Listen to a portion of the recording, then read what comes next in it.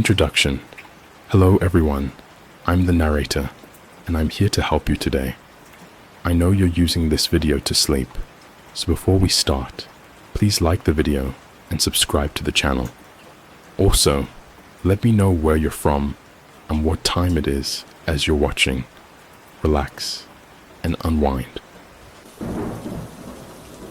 The neon vacancy sign flickered like a dying firefly, casting an eerie red glow across the cracked asphalt of the parking lot. I should have kept driving, should have trusted that gnawing feeling in my gut.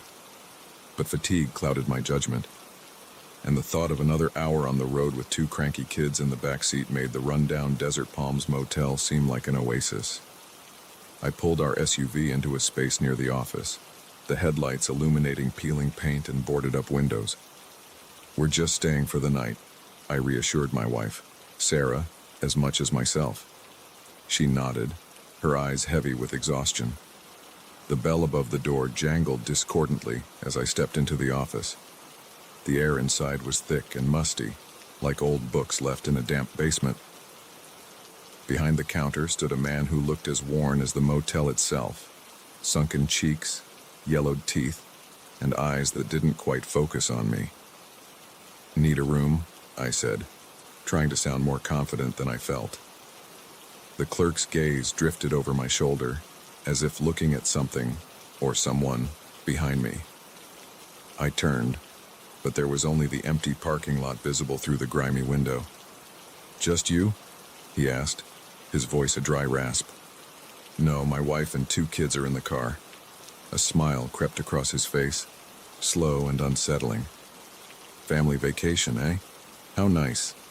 He reached for a key on the pegboard behind him, his movements jerky and unnatural. "Room 13, end of the row, nice and quiet." As I paid in cash, the credit card machine was conveniently broken. I couldn't shake the feeling that the clerk was studying me, memorizing every detail. His eyes never left me as I backed out of the office, the key clutched tightly in my hand. Sarah was already unloading bags when I returned to the car. "Everything okay?" she asked, noticing my expression. I forced a smile. "Yeah, just tired. Let's get settled." We woke the kids, their drowsy complaints adding to the symphony of crickets and distant highway noise. As we trudged to our room, I couldn't help but notice how empty the parking lot was. In the flickering neon light, I counted only two other cars. Room 13 smelled of stale cigarettes and cheap air freshener. The wallpaper, a faded floral pattern, peeled at the corners. Two queen beds dominated the space, their worn comforters a relic from another decade. "It's just for one night," Sarah said, echoing my earlier reassurance. She began unpacking what we'd need for the morning while I got the kids settled. It was nearly midnight by the time we crawled into bed. Sarah fell asleep almost instantly, her soft breathing a counterpoint to the rattling air conditioner. I lay awake, staring at the water stains on the ceiling, unable to shake the unease that had settled over me like a heavy blanket. A sound outside caught my attention, footsteps on gravel, slow and deliberate. I slipped out of bed and moved to the window, careful not to wake Sarah. Peering through a gap in the dusty curtains, I scanned the parking lot. At first, I saw nothing. Then, a movement caught my eye. A figure stood in the shadows near the ice machine, barely visible in the dim light. It was a man, tall and broad-shouldered, wearing dark clothing that seemed to melt into the night. He was staring directly at our room. I blinked, sure I was imagining things. But when I looked again, he was still there, motionless as a statue. A chill ran down my spine. I wanted to believe it was just another guest, maybe stepping out for a late-night smoke. But something about his stance, the way he seemed to be watching our room with such intensity, set off every alarm bell in my head. I debated waking Sarah but decided against it. No need to scare her if it was nothing. Instead, I kept watch, my heart pounding so loudly I was sure it would wake the kids. After what felt like hours but was probably only minutes, the figure moved. He took a step forward, Then another, emerging from the shadows into the sickly glow of the parking lot lights. I could see him more clearly now. A face partially obscured by a baseball cap, hands shoved deep in the pockets of a dark jacket. He walked with purpose, heading straight for our room. My mouth went dry, and I felt the icy fingers of panic grip my chest. This wasn't normal, this wasn't right. I rushed to wake Sarah, shaking her gently but urgently. "Sarah," I whispered, my voice tight with fear. "Sarah, wake up. We need to go." She stirred, confusion clouding her face. What's wrong?" "There's someone outside," I said, already moving to gather our things. "Someone watching our room. We need to leave. Now." To her credit, Sarah didn't question me. She saw the fear in my eyes and sprang into action, waking the kids while I threw our belongings haphazardly into bags. A knock at the door froze us in our tracks. Heavy, insistent, not the polite tap of hotel staff. "Who is it?" I called out, trying to keep my voice steady. No answer. Just another knock, louder this time. Sarah huddled with the kids, their eyes wide with fear. I motioned for them to be quiet and stay back. Heart pounding, I approached the door. Through the peephole, I could see the man from the parking lot. He was looking down, his face still obscured by the cap. "What do you want?" I demanded, my hand on the door chain. He looked up then, straight into the peephole. His eyes were dark, intense, filled with an emotion I couldn't quite place. Not anger, not exactly. Something else. Something hungry. "Open the door," he said, his voice low and gravelly. "We need to talk." "About what?" I asked, buying time as Sarah continued to gather our things as quietly as possible. "You shouldn't be here," he replied. "This isn't a safe place for families." A chill ran through me. Was this a threat or a warning? "We're leaving," I said. "Just give us a few minutes to pack up." "No," he said, urgency creeping into his voice. "You need to leave now, right now." The door handle jiggled. Sarah stifled a gasp, clutching the kids closer. I made a split-second decision. "Okay," I called out. "We're coming out. Just give us space, all right?" I turned to Sarah and mouthed, "Back door." She nodded, understanding immediately. Thankfully, like many old motels, this room had a rear exit. As I kept talking to the man through the door, Sarah ushered the kids towards the back, our bags in hand. "We're just getting dressed," I said loudly, masking the sound of the back door opening. "We'll be right out." As soon as Sarah gave me the nod that they were clear, I made my move. I yanked the door open, startling the man on the other side. Without hesitation, I shoved past him, sprinting towards the back of the motel. I could hear him shouting behind me, his heavy footsteps giving chase. But fear lent speed to my legs, and I quickly caught up with Sarah and the kids. "The car," I gasped, fumbling for the keys. We piled in, the engine roaring to life just as the man rounded the corner of the building. In the rearview mirror, I could see others emerging from the shadows. The clerk, guests I hadn't seen before, all moving with that same purposeful, predatory gait. I floored it, tires screeching as we peeled out of the parking lot. In the rearview mirror, I watched as the figures grew smaller, standing in the road behind us like silent sentinels. We drove for hours, putting as much distance between us and the Desert Palms Motel as possible. When the sun finally rose, painting the sky in hues of pink and gold, we pulled into a busy truck stop. Over steaming cups of coffee, Sarah and I tried to make sense of what had happened. Were they criminals, a cult, or just some sick game played on unsuspecting travelers? We never found out. A quick internet search revealed nothing about the Desert Palms Motel, no reviews, no listings, not even an address. It was as if it had never existed. As we pulled back onto the highway, continuing our journey, I couldn't shake the image of those figures standing in the road, watching us drive away. I'd always thought of horror as something supernatural, ghosts, monsters, things that go bump in the night. But now I knew better. True horror wore a human face. It lurked in rundown motels on lonely highways, waiting for unsuspecting families to stumble into its web. We drove on, the desert stretching endlessly before us. But every time I saw a neon vacancy sign flickering in the distance, I pressed the accelerator a little harder, the memory of that night urging me to keep moving, to stay in the light, to never again trust the false promise of refuge in the darkness.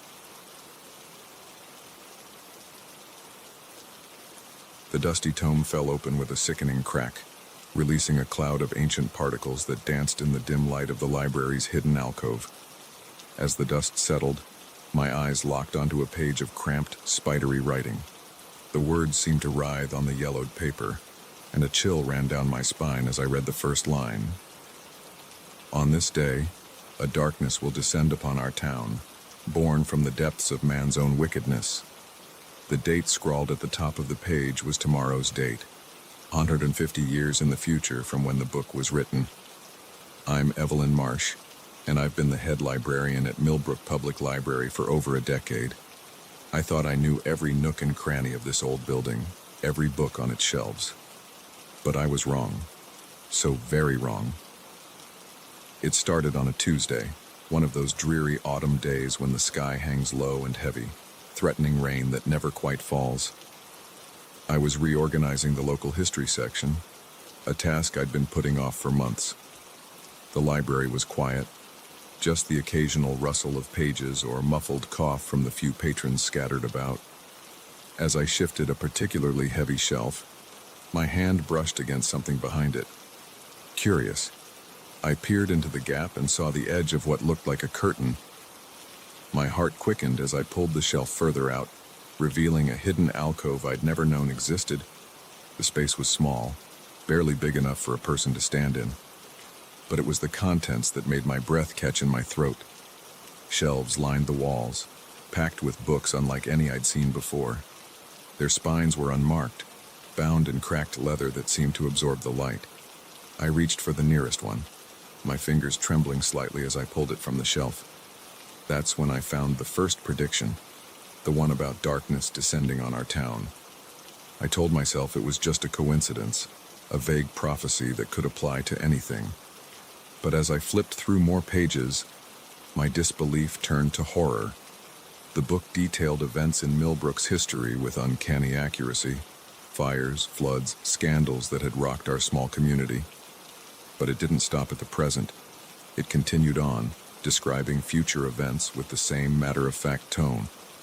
I spent hours in that alcove, poring over the books, my mind reeling with each new revelation. By the time I emerged, the library was closed, darkness pressing against the windows. I locked up mechanically, my thoughts still trapped in that hidden room. That night, I barely slept. The words from the books swirled in my head, prophecies of doom mingling with mundane predictions about weather and local elections. I told myself I was being ridiculous, that it was all an elaborate hoax. But deep down, a part of me knew these books held power, knowledge that no one should possess. The next morning, I arrived at the library early, determined to make sense of what I'd discovered. As I unlocked the front door, a gust of wind nearly knocked me off my feet. Dark clouds roiled overhead just as the book had predicted. A chill that had nothing to do with the weather ran through me. Throughout the day, I found myself checking the news obsessively, waiting for the darkness the book had mentioned. But nothing out of the ordinary happened. People came and went from the library, oblivious to the turmoil in my mind. It wasn't until I was closing up that night that it happened. As I was ushering the last few patrons out, a commotion erupted outside. Sirens wailed in the distance, growing louder by the second. Through the library's large front windows, I saw people running down the street, panic etched on their faces. My heart pounding, I stepped outside. The air was thick with smoke, and in the distance, I could see an orange glow lighting up the sky. Fire, a big one, by the looks of it. "It's the old mill," someone shouted as they ran past. "The whole thing's gone up." The old mill. My blood ran cold as I remembered another passage from the book. The forgotten bones of our town's industry shall be cleansed by fire, revealing secrets long buried. I stood there, frozen, as chaos erupted around me. People were evacuating nearby buildings, fire trucks screamed past, and all I could think about were those books, hidden away in the library. Books that had known this was coming. In the days that followed, the fire at the mill was all anyone could talk about. As the book had predicted, the blaze revealed things long hidden, evidence of toxic waste dumping that had occurred decades ago. The scandal rocked our small town, leading to arrests and a flurry of legal action. I kept silent about the books, watching in growing horror as prediction after prediction came true. Small things at first, a surprise win in the mayoral race, an unusually harsh winter. But as time went on, the events grew more significant, more ominous. I became obsessed, spending every free moment in that hidden alcove, trying to decipher the cryptic writings. I started keeping a journal, documenting each fulfilled prophecy. My friends noticed the change in me, the dark circles under my eyes, the way I jumped at every unexpected noise. But how could I explain? Who would believe me? Months passed, and the weight of knowledge pressed down on me like a physical thing. I found myself looking at my neighbors differently, wondering if they were mentioned in the book's dark future. Would they be victims? Perpetrators? The lines began to blur. Then came the day I read about my own death. It was hidden in a passage about a guardian of knowledge and who would now pay the ultimate price for her curiosity. The date listed was just 2 weeks away. I felt the world tilt around me, the words swimming on the page as panic clawed at my throat. That night, as I lay awake in bed, a terrible thought occurred to me. What if the books weren't just predicting the future? What if they were shaping it? The idea took root, growing like a poisonous vine in my mind. I thought of all the tragedies I'd read about, all the suffering to come, and I knew what I had to do. The next night, I broke into the library. The hidden alcove seemed to be waiting for me, the air inside thick and expectant. I pulled the books from the shelves, piling them in the center of the room. My hands shook as I poured accelerant over them, the fumes making my eyes water. I hesitated, lighter in hand. Was I really going to do this? Destroy centuries of knowledge? But then I thought of the fire at the mill, of all the other predictions yet to come true, of my own impending doom. With a flick of my thumb, I lit the lighter and tossed it onto the pile. The flames caught quickly, hungrily devouring the ancient pages. I watched, mesmerized, as the books curled and blackened. Smoke filled the small space, acrid and thick. I knew I should leave, but I couldn't tear myself away. These books had consumed my life for months. It felt fitting that I should see their end. As the fire grew, I began to feel lightheaded. The smoke was too thick, the heat too intense. I turned to leave, but found myself disoriented. Which way was the exit? The flames were everywhere now, dancing at the edges of my vision. I stumbled, coughing, my lungs burning.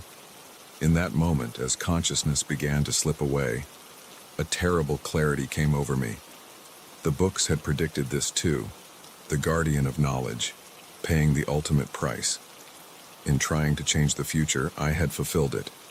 As darkness closed in, my last thought was of the library, of all the stories held within its walls, stories of hope, of love, of human perseverance.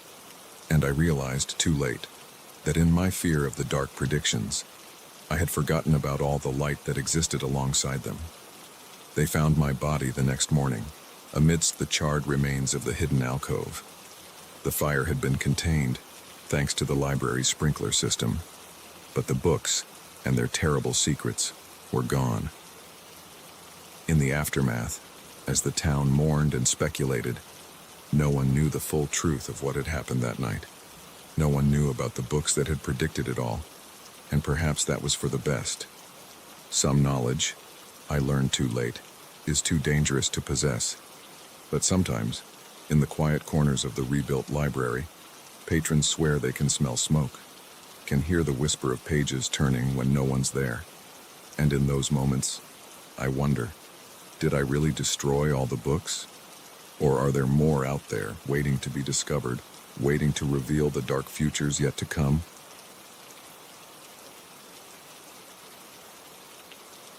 The first scream pierced the wilderness like a knife, echoing off the ancient trees and sending a flock of startled birds into the darkening sky. I froze mid-step, my hiking boot hovering above a gnarled root, as the sound faded into an eerie silence. For a moment, I convinced myself it was just an animal, a fox or a mountain lion, but deep down, I knew. That scream was human, and it was filled with terror. I'm Alex, and I've been hiking solo through national parks for years. It's my escape, my way of reconnecting with nature and disconnecting from the chaos of everyday life. This trip to Redwood National Park was supposed to be no different. Just me, my backpack, and miles of towering trees. But as I stood there, heart pounding in my chest, I realized this journey was about to take a dark turn. The smart thing would have been to turn around, to head back to the main trail and alert the park rangers. But curiosity, or maybe something darker, propelled me forward. I veered off the marked path, pushing through dense underbrush, drawn by an urge I couldn't explain. As I pressed deeper into the forest, the light dimmed. The massive redwoods blocked out the setting sun, creating a twilight world of shadows and whispers. The air grew thick, heavy with the scent of damp earth and something else, something metallic and unfamiliar. I don't know how long I walked. Time seemed to warp in the depths of the forest. But suddenly, I emerged into a small clearing and stopped dead in my tracks. In the center stood a crude altar, fashioned from twisted branches and adorned with objects that made my stomach churn, bones, feathers, and things I couldn't or didn't want to identify. Around the altar, a group of figures moved in a slow, rhythmic dance. They wore dark robes that seemed to absorb the little light that filtered through the canopy. Their faces were obscured by hoods, but I could hear their low, guttural chanting. I dropped to my knees behind a fallen log, my heart hammering so loudly I was sure they would hear it. This was wrong. This was so wrong. I fumbled for my phone, desperate to call for help, but there was no signal. Of course there wasn't. I was miles from civilization, witnessing something that shouldn't exist outside of horror movies. As my eyes adjusted to the gloom, I noticed a figure lying on the altar. My blood ran cold as I realized it was a person, alive, but bound and struggling weakly against their restraints. The chanting grew louder, more frenzied, and one of the robed figures stepped forward, raising a curved blade that glinted dully in the fading light. I knew I had to do something. I couldn't just watch this happen. But what could one hiker do against a group of knife-wielding cultists? As I wrestled with my conscience, a twig snapped under my foot. The sound was like a gunshot in the unnatural quiet of the clearing. The chanting stopped abruptly, as the robed figures turned towards my hiding place. I held my breath, pressing myself into the damp earth, praying they hadn't seen me. For a long moment, nothing moved. Then a voice, raspy and cold, broke the silence. "We have an uninvited guest. Brothers and sisters, how fortunate. The old ones always provide." A thrill of terror shot through me. I scrambled to my feet, all thoughts of stealth forgotten, and plunged back into the forest. Behind me, I could hear shouts and the crashing of undergrowth as the cultists gave chase. I ran blindly, branches whipping at my face, roots threatening to trip me with every step. The forest that had seemed so peaceful just hours ago was now a maze of shadows and hidden dangers. Every tree looked the same, every path leading deeper into darkness. The voices behind me grew closer. They knew these woods, I realized with growing dread. This was their territory, and I was just a lost, stumbling intruder. A branch caught my backpack, yanking me off balance. I shrugged out of the straps, abandoning my supplies. Better to lose my gear than my life. As I ran, my mind raced through options. Did I have a chance of outrunning them until I reached the main trail? Could I find a hiding spot and wait them out? Or was I just delaying the inevitable? A flicker of light through the trees caught my eye. Fire. For a moment, hope surged through me.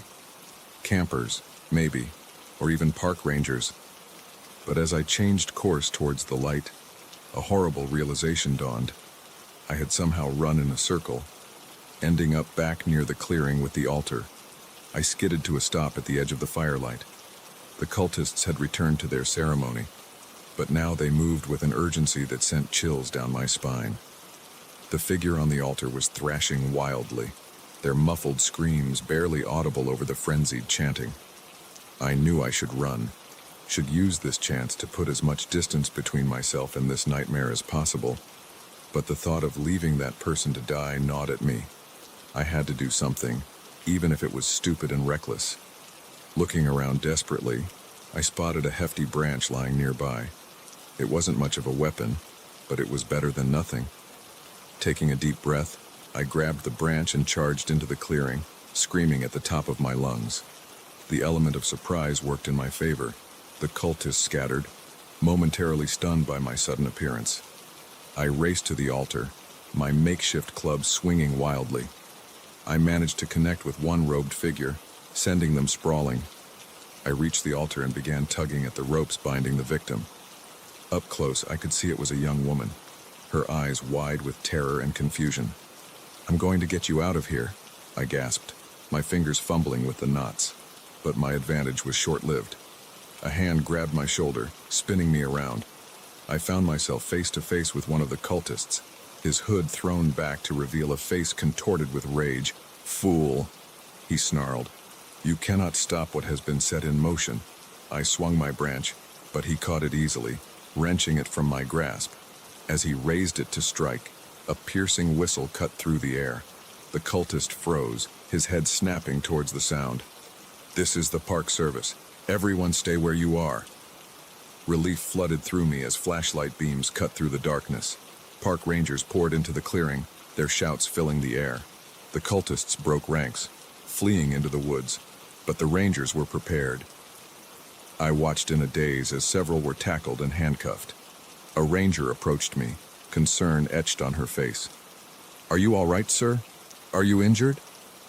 I shook my head, still struggling to process what had happened. "I'm okay, but she needs help," I said, gesturing to the woman on the altar. As the ranger moved to free her, I sank to the ground, my legs finally giving out. The next few hours passed in a blur. I gave my statement to the rangers and local police, trying to describe what I'd seen without sounding completely insane. They assured me that they'd been tracking this cult for weeks, following reports of missing hikers and strange sightings in the park. As dawn broke, casting a pale light over the clearing, I sat wrapped in a shock blanket, watching as forensics teams combed the area. The altar and other evidence were photographed and carefully removed.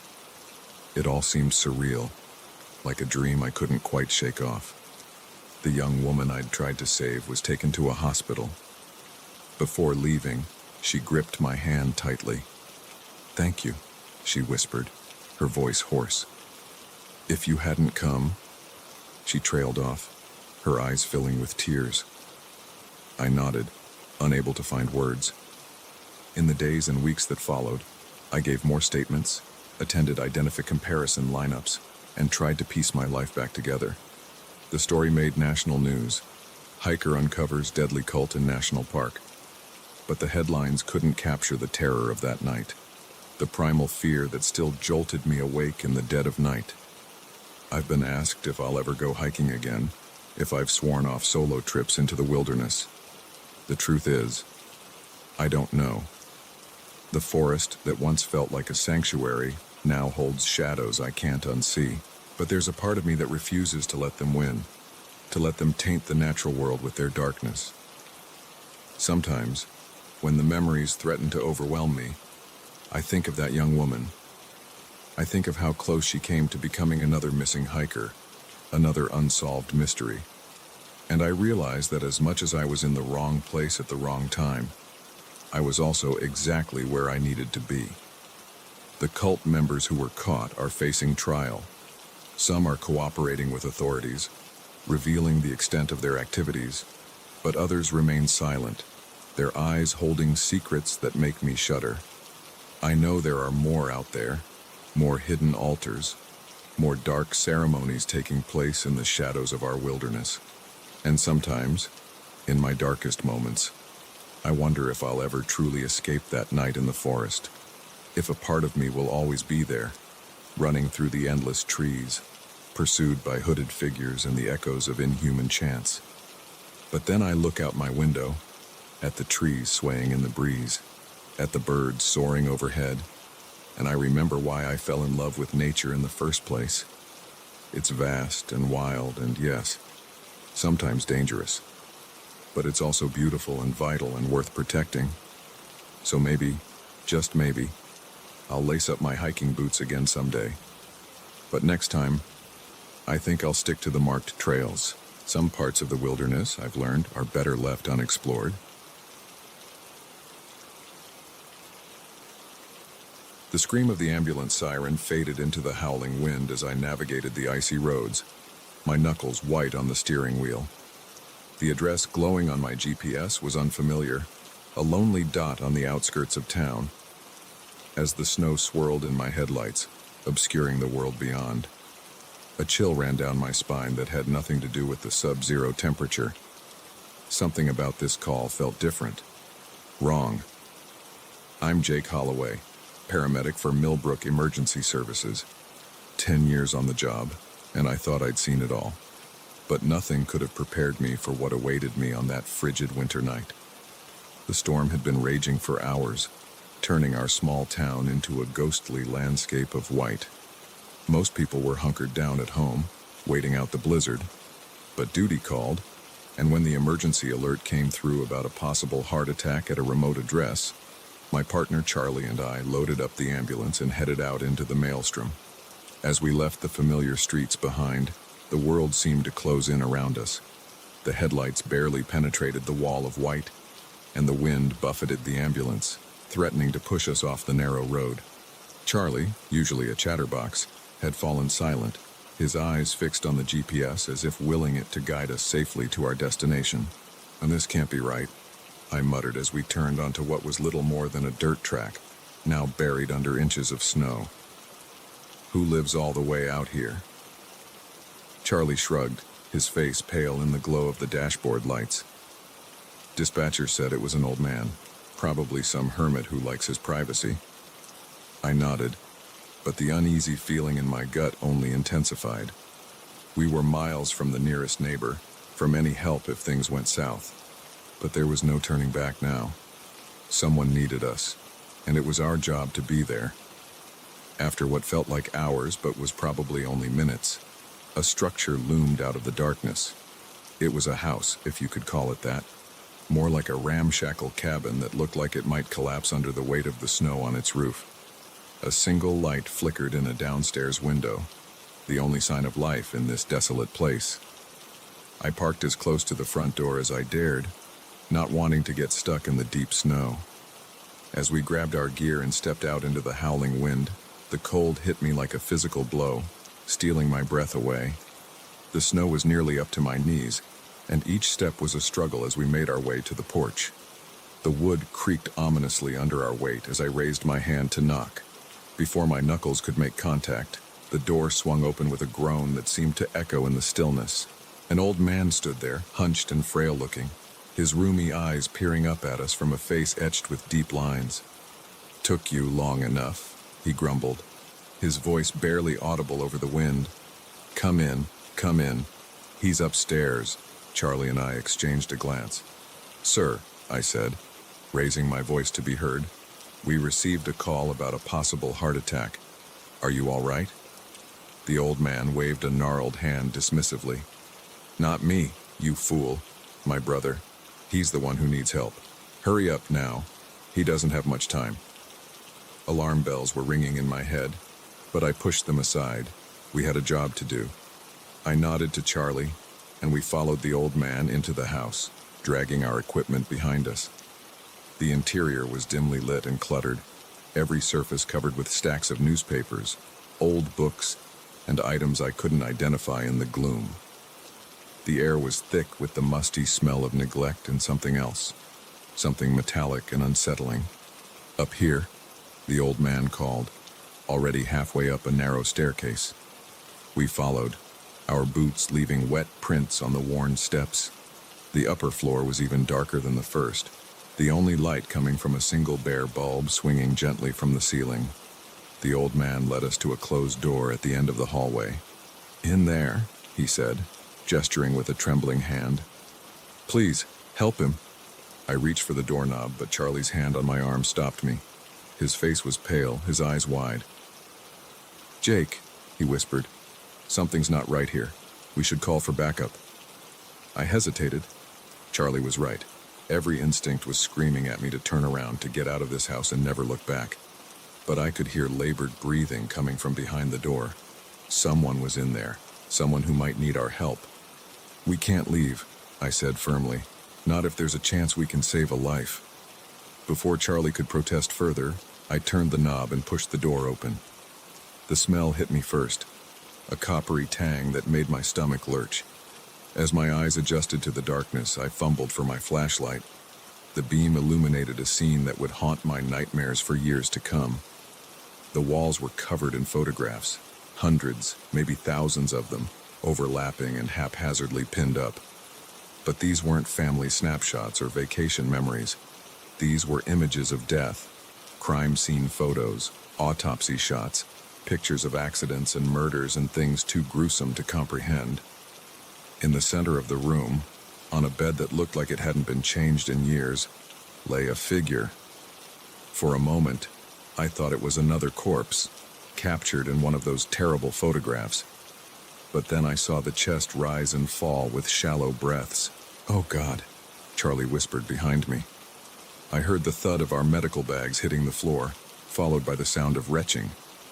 I forced myself to move closer to the bed, my training kicking in despite the horror surrounding me. The man on the bed was ancient, his skin like parchment stretched over bone.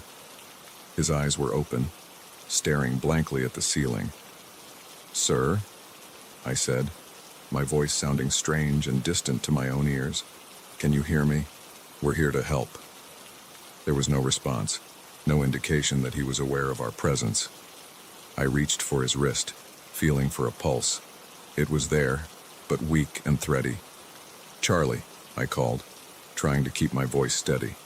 "I need you to pull it together. We have a patient here." But Charlie wasn't listening. He was staring at the walls, his face a mask of terror. "Jake," he said, his voice cracking, "look at the dates on these photos." I glanced at the nearest image, a gruesome shot of a car accident. The date stamp in the corner made my blood run cold. It was tomorrow's date.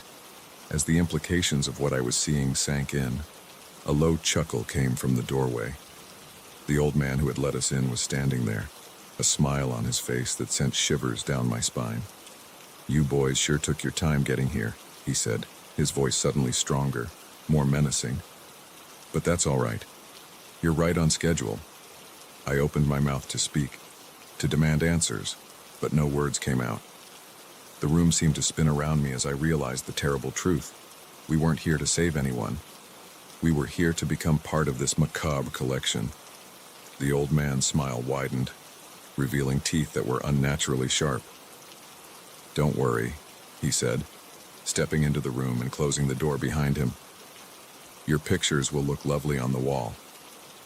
What happened next is a blur in my memory. There was a struggle, desperate and frantic. I remember the flash of a blade, Charlie's scream cut short, the taste of blood in my mouth. Somehow, through sheer adrenaline and blind luck, I managed to fight my way past the old man and down the stairs.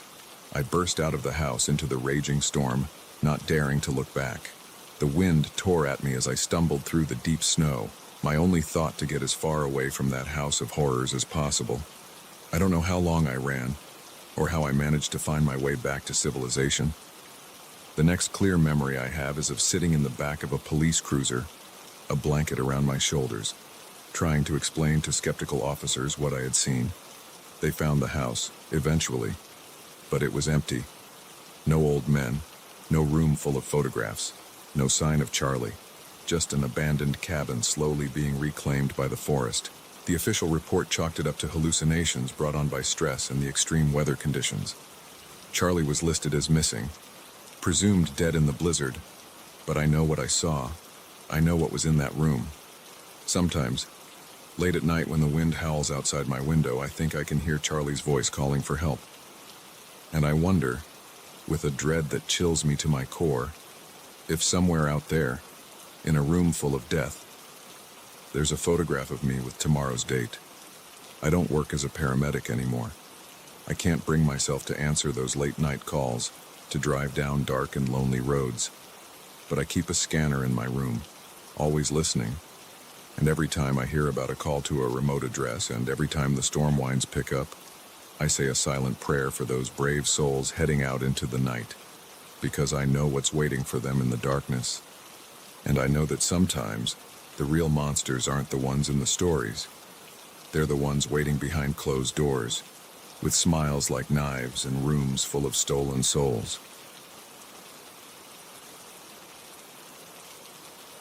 The first message appeared on my phone at 2:17 a.m., jolting me from a fitful sleep.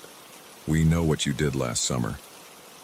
I blinked at the screen, confusion giving way to a creeping sense of dread. It wasn't the words themselves that chilled me to the bone, but the fact that they were followed by a detailed itinerary of my business trip from the previous year, information that should have been known only to me and my company's travel department. I'm Sarah Chen, a senior account executive for a multinational tech firm. My job involves frequent travel, staying in upscale hotels, and maintaining a polished, professional image. But in that moment, staring at my phone in the dark of my hotel room, I felt exposed, vulnerable, and utterly alone. The Grandview Hotel had seemed like any other high-end establishment when I checked in earlier that evening. Marble floors, crystal chandeliers, staff with plastered-on smiles. The usual trappings of luxury that had long since lost their luster for me.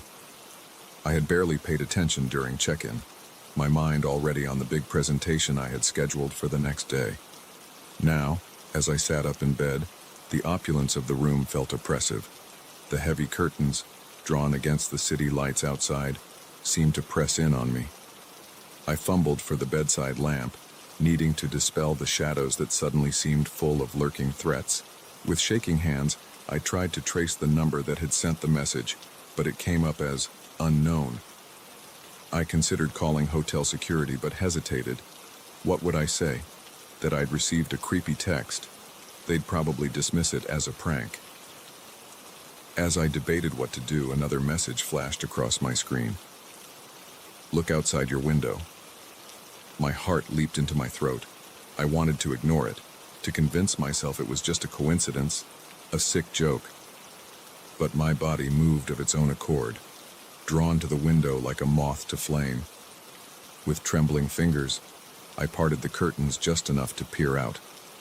At first, I saw nothing but the glittering cityscape, 15 floors below. Then, movement caught my eye. In the building across the street, a figure stood at a window, directly facing my room. Even from this distance, I could see they were holding up a phone, its screen glowing in the darkness. I let the curtain fall back into place, my mind reeling. This wasn't just a digital breach. Someone was physically watching me. The reality of the situation crashed over me like a wave, leaving me gasping for air. I grabbed my laptop, desperate to find out how much of my personal information had been compromised. As soon as I opened it, I knew something was wrong. Files I didn't recognize cluttered the desktop, and my browser history showed searches I had never made. A notification popped up, an email from an address I didn't recognize. The subject line read, "Your secrets are ours now." With a sense of impending doom, I opened the email. Attached were dozens of files, copies of my emails, photos from my phone, even scans of personal documents I kept in a locked drawer at home. The message itself was brief. "We own you, Sarah. Do exactly as we say, or everyone will know everything." Panic clawed at my throat. How had they gotten all this? My mind raced through possibilities. A hacked Wi-Fi network, a compromised company server, spyware on my devices. But the level of access they had went beyond simple digital theft. This felt personal, targeted. I needed help. But who could I trust? Calling the police seemed futile. By the time they arrived, any evidence could be erased. My company's IT department, they'd probably just lock me out of the system, seeing me as a security risk. I felt paralyzed, trapped in a nightmare of ones and zeros. A soft knock at the door made me jump, a small scream escaping my lips. "Miss Chen?" A voice called. "This is hotel security. We've received some concerns about activity in your room. May we come in?" For a moment, relief flooded through me. Someone had noticed something was wrong. Help was here. But as I moved towards the door, my phone buzzed again. "Don't let them in. They're not who they say they are." I froze, my hand halfway to the door handle. How did they know someone was at my door? Were they watching me right now? The thought sent a shiver down my spine. "Ms. Chen," the voice called again, more insistent this time. "We need you to open the door." I pressed my eye to the peephole. Two men in hotel security uniforms stood outside, their faces impassive. Everything looked normal, but the warning on my phone made me hesitate. "I'm fine," I called out, trying to keep my voice steady. "There's no problem here." "Ma'am, we have reports of unauthorized access to the hotel's systems originating from your room. We need to investigate immediately." My blood ran cold. They knew about the hacking. But were they really here to help? Or were they part of whatever sick game was being played? I backed away from the door, my mind racing. "I'm calling my company's security team," I said, loud enough for them to hear. "They'll coordinate with you directly." There was a pause, then the sound of a key card being swiped. The lock disengaged with a click. Panic surged through me as I realized they were coming in whether I wanted them to or not.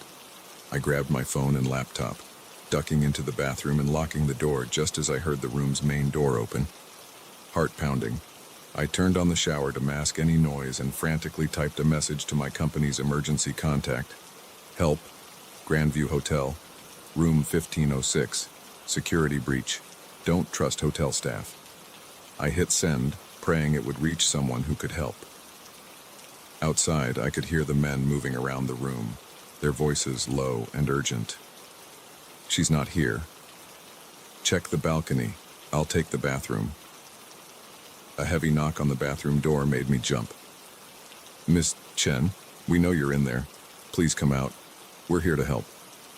I stayed silent, my eyes darting around the small space, looking for any means of escape. The tiny window was barely big enough to fit my arm through, let alone my whole body. I was trapped. The knocking became more insistent. "Ms. Chen, we're coming in. Stand back from the door." I heard the sound of a key card again, and realized with horror that even the bathroom lock wouldn't keep them out. In desperation, I did the only thing I could think of. I turned off the lights and climbed into the bathtub, pulling the shower curtain closed. The door opened with a bang. Footsteps entered, pausing just inside. I held my breath, trying to make myself as small as possible. "Damn it," a voice muttered. Where the hell did she go? More footsteps, coming closer to the tub. I could see a shadow through the curtain, looming larger. A hand grasped the edge of the curtain, and I knew I was out of options. Just then, a commotion erupted from the main room. New voices, shouting orders. The man in the bathroom swore under his breath and rushed out. I stayed frozen in place, unsure what was happening. Had my message gotten through? Or was this just another part of the nightmare? "Ms. Chen," a new voice called out. "This is Agent Reeves with the FBI. You're safe now. You can come out." Cautiously, I peeked around the shower curtain. A woman in a dark suit stood in the doorway, her badge clearly visible. Behind her, I could see more agents securing the room. As I stepped out of the tub on shaky legs, the full impact of what had happened hit me. I had been targeted, my privacy invaded, my sense of security shattered. And for what? What did they want from me? Over the next few hours, as I answered questions and gave statements, the pieces began to fall into place. The hotel's systems had indeed been breached, but not by me. A sophisticated hacking group had been using the Grandview as a base of operations, targeting high-level executives and government officials who stayed there. I had simply been in the wrong place at the wrong time. My own devices compromised as soon as I connected to the hotel's Wi-Fi. The security guards were part of the hacking team, sent to eliminate the evidence and me when they realized their operation had been discovered. As dawn broke over the city, I sat in a secure room at the local FBI office, clutching a cup of coffee that had long since gone cold. Agent Reeves sat across from me, her face sympathetic but professional. "Ms. Chen, I know this has been a traumatic experience," she said, "but I need you to understand this isn't over. The people behind this are still out there, and they have your information. We'll do everything we can to protect you, but your life is going to change." I nodded numbly, the reality of the situation sinking in.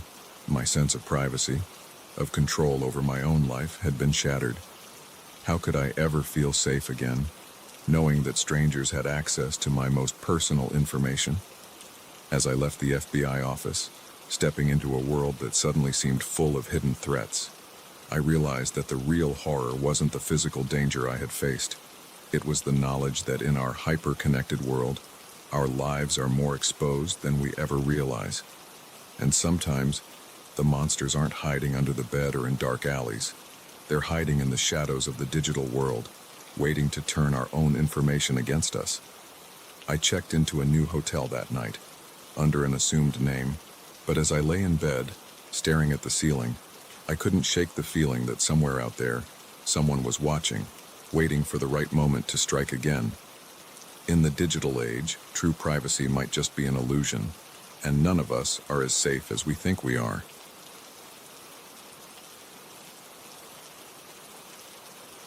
The mud squelched beneath our tires, a sound that would haunt my nightmares for years to come.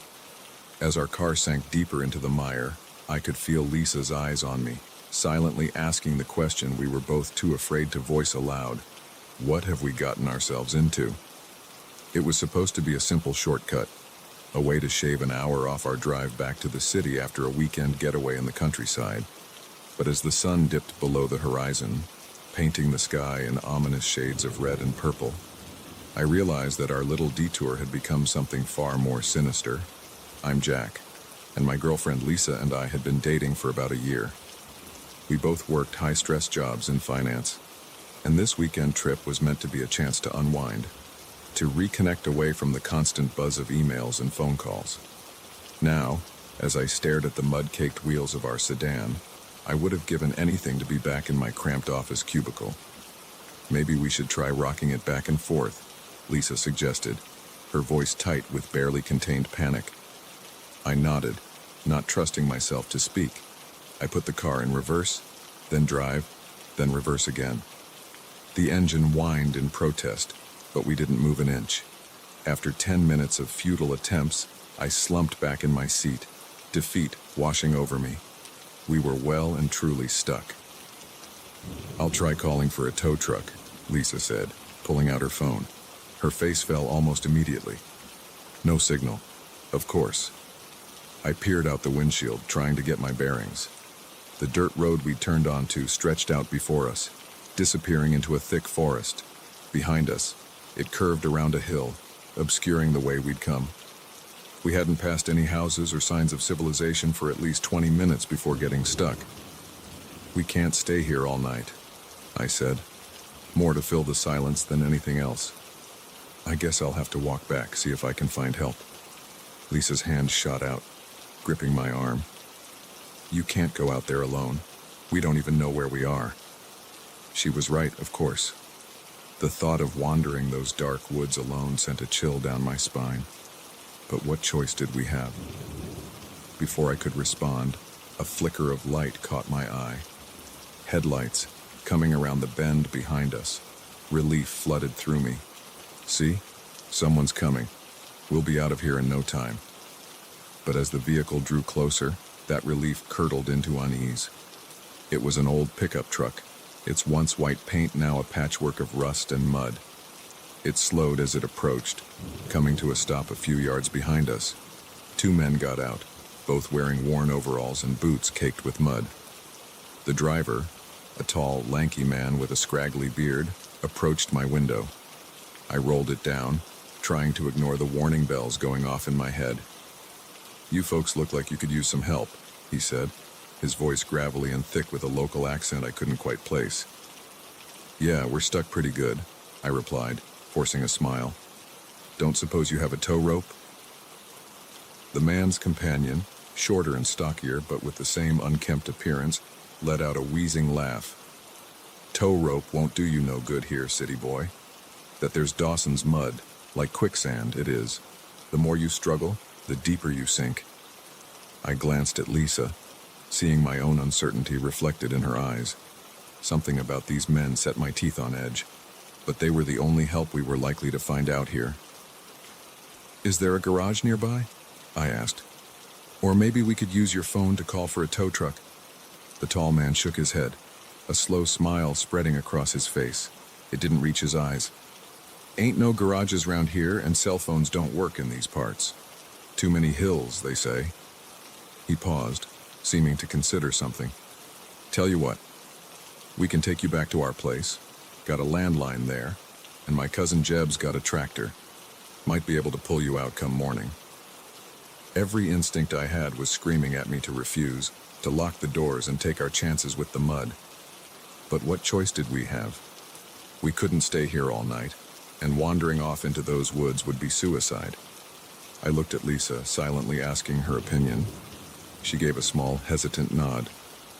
"That's very kind of you," I said, turning back to the man. "We'd really appreciate the help."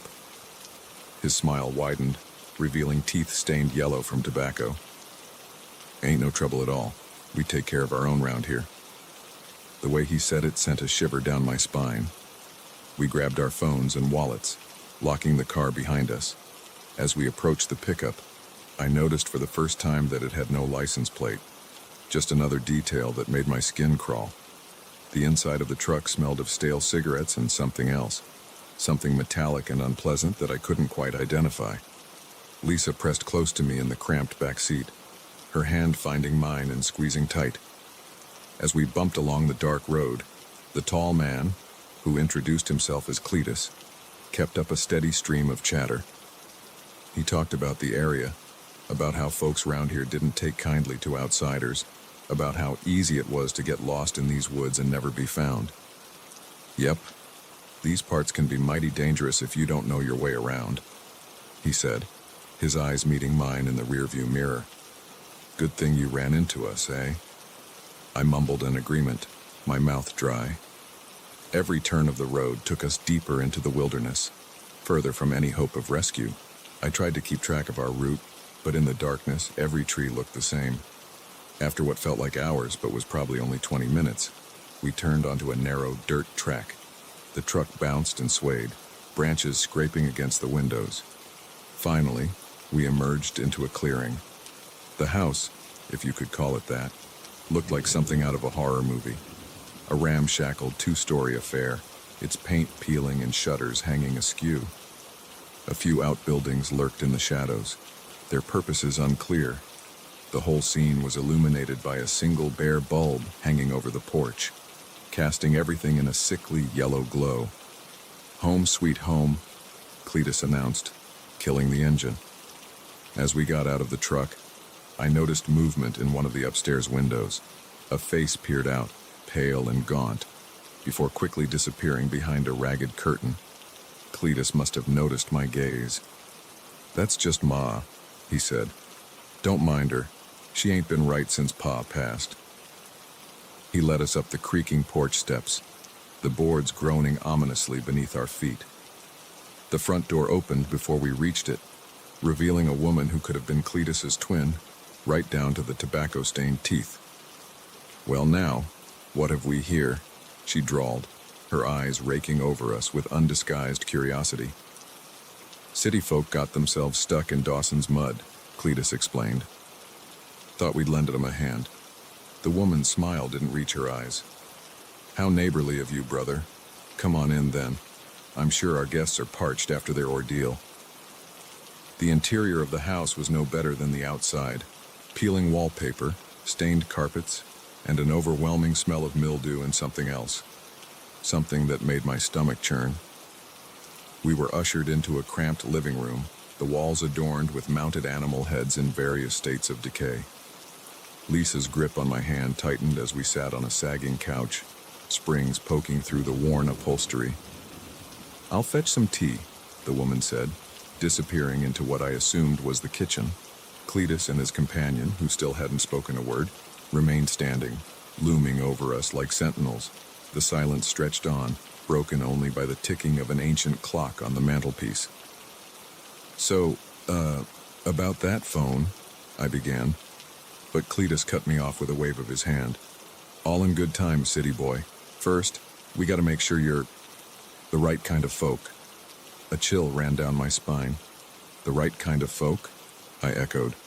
Cletus's smile widened, revealing more of those yellowed teeth. "You see, we don't get many visitors around these parts. And when we do, well, let's just say we like to make sure they're compatible with our way of life." The woman returned, carrying a tray with 4 steaming mugs. The liquid inside was dark, almost black, and gave off an odor that made my eyes water. "Drink up," she said, thrusting mugs into our hands. "It's an old family recipe. Good for what ails you." I glanced at Lisa, seeing my own terror reflected in her eyes. We both knew, without a doubt, that whatever was in those mugs was not tea, and that if we drank it, our fate would be sealed. In that moment, as Cletus and his family watched us with hungry eyes, I realized the true horror of our situation. We weren't just lost in the backwoods.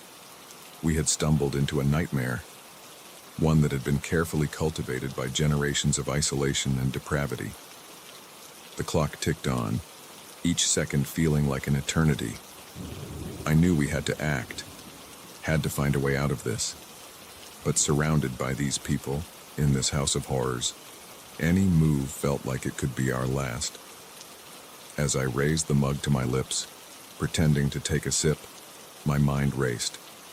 How far were we from the main road? Could we outrun them in the dark? And even if we escaped this house, how would we ever find our way back to civilization? The tea's pungent aroma filled my nostrils, and I knew that our weekend getaway had turned into a fight for survival. In the depths of these dark woods, far from the comforts and safety of our normal lives, we were about to discover just how far we would go to stay alive.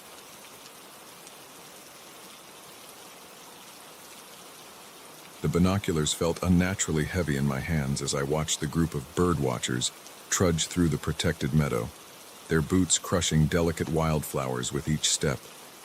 Something about their movements, their furtive glances, set my teeth on edge. In my 10 years as a park ranger at Great Basin National Park, I'd seen my fair share of overzealous nature enthusiasts. But this was different. These people weren't here for the birds. I'm Ranger Mike Hawkins, and what started as a routine patrol would soon plunge me into a nightmare that would shake my faith in humanity and challenge everything I thought I knew about the wilderness I'd sworn to protect. The day had dawned crisp and clear, the kind of autumn morning that reminded me why I'd chosen this life, away from the chaos of the city. I'd set out at first light, my pack filled with supplies for a day of trail maintenance and wildlife observation.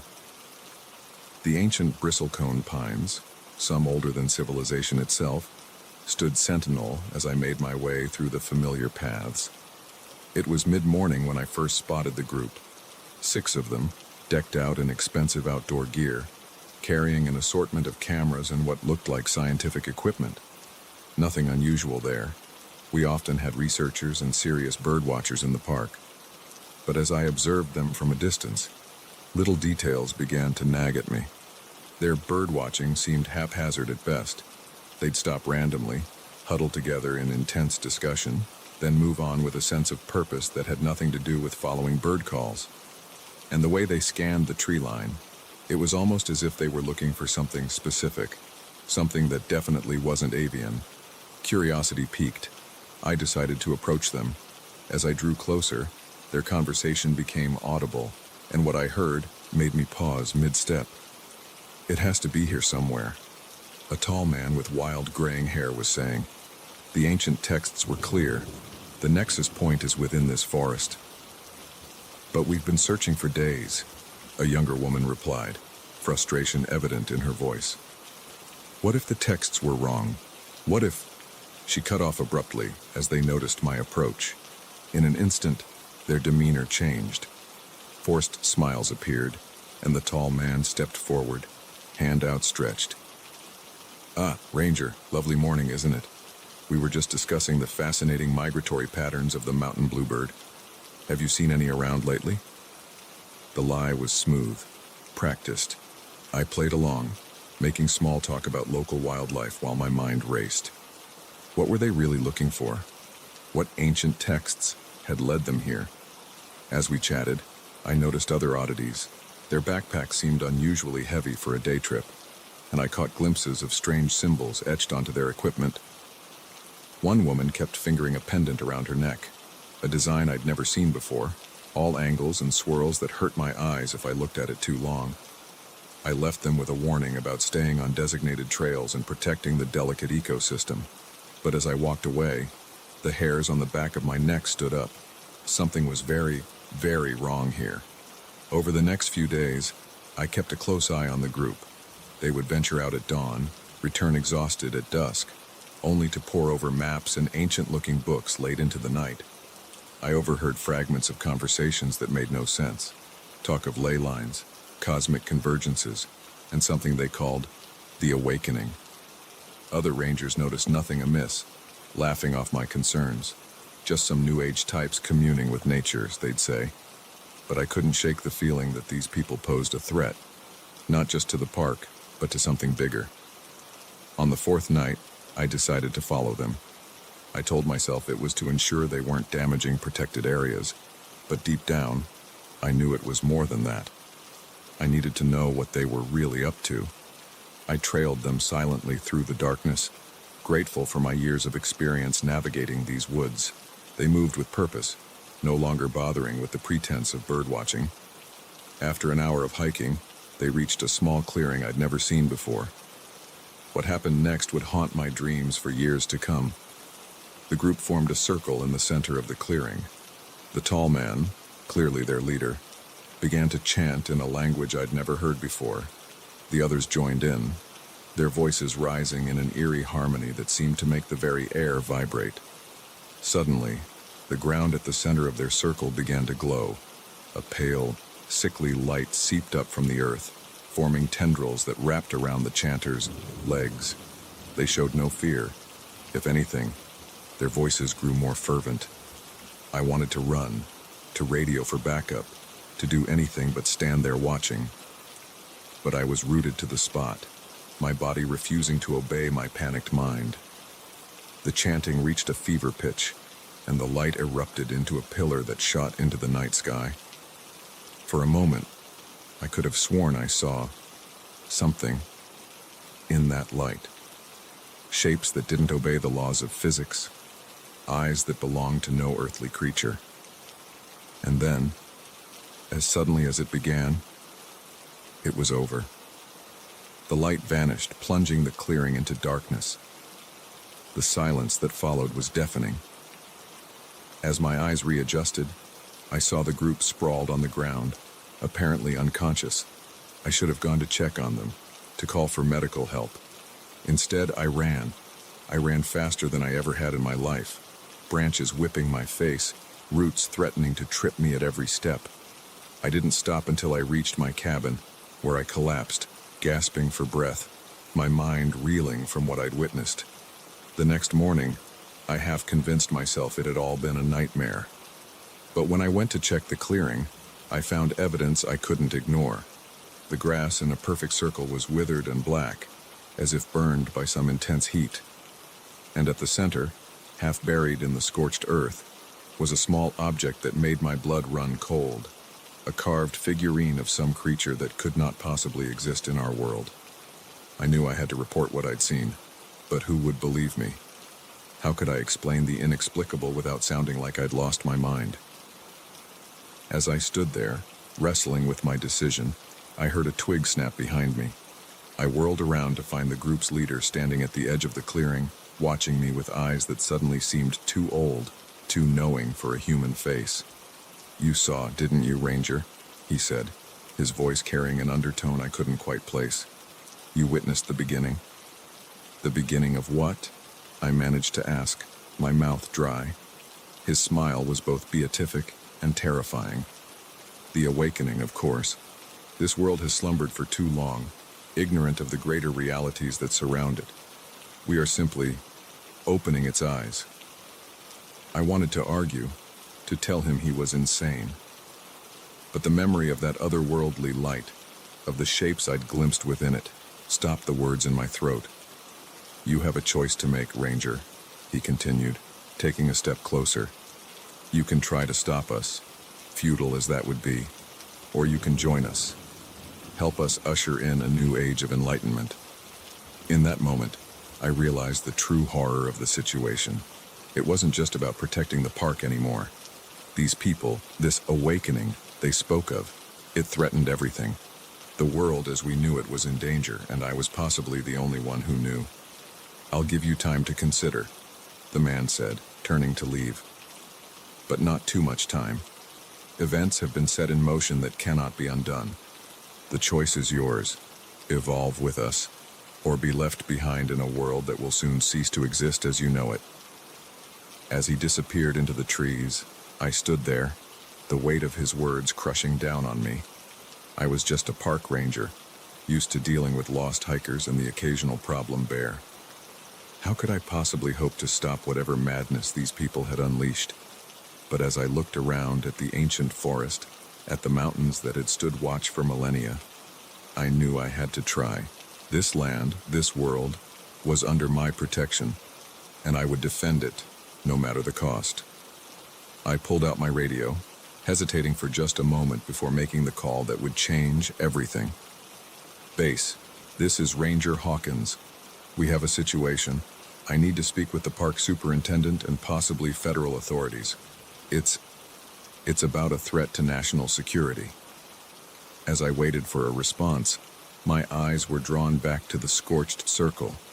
For a moment, I could have sworn I saw that sickly light flickering just beneath the surface of the earth, pulsing like a heartbeat. The forest suddenly felt alien, hostile. The awakening had begun, and I was the only one who knew. The only one who could stop it. God help us all.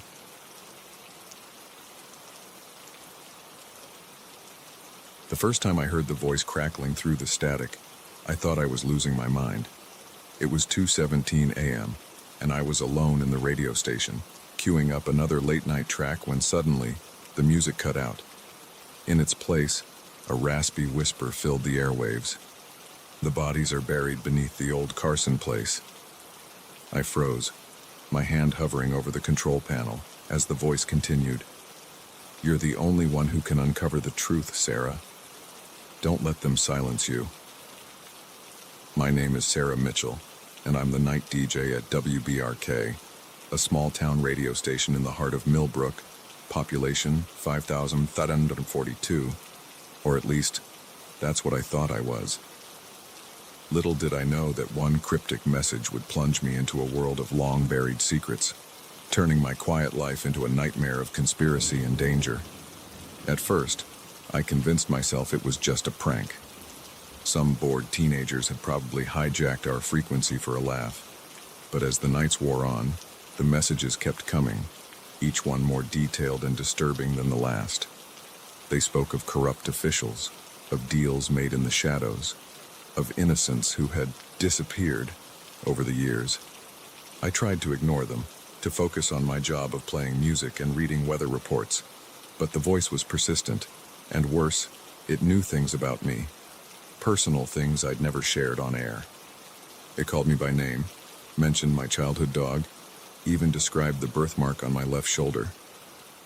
After a week of this, I couldn't take it anymore. I confided in my boss, station manager Tom Grayson. I expected him to be concerned, to call in tech support or maybe even the police.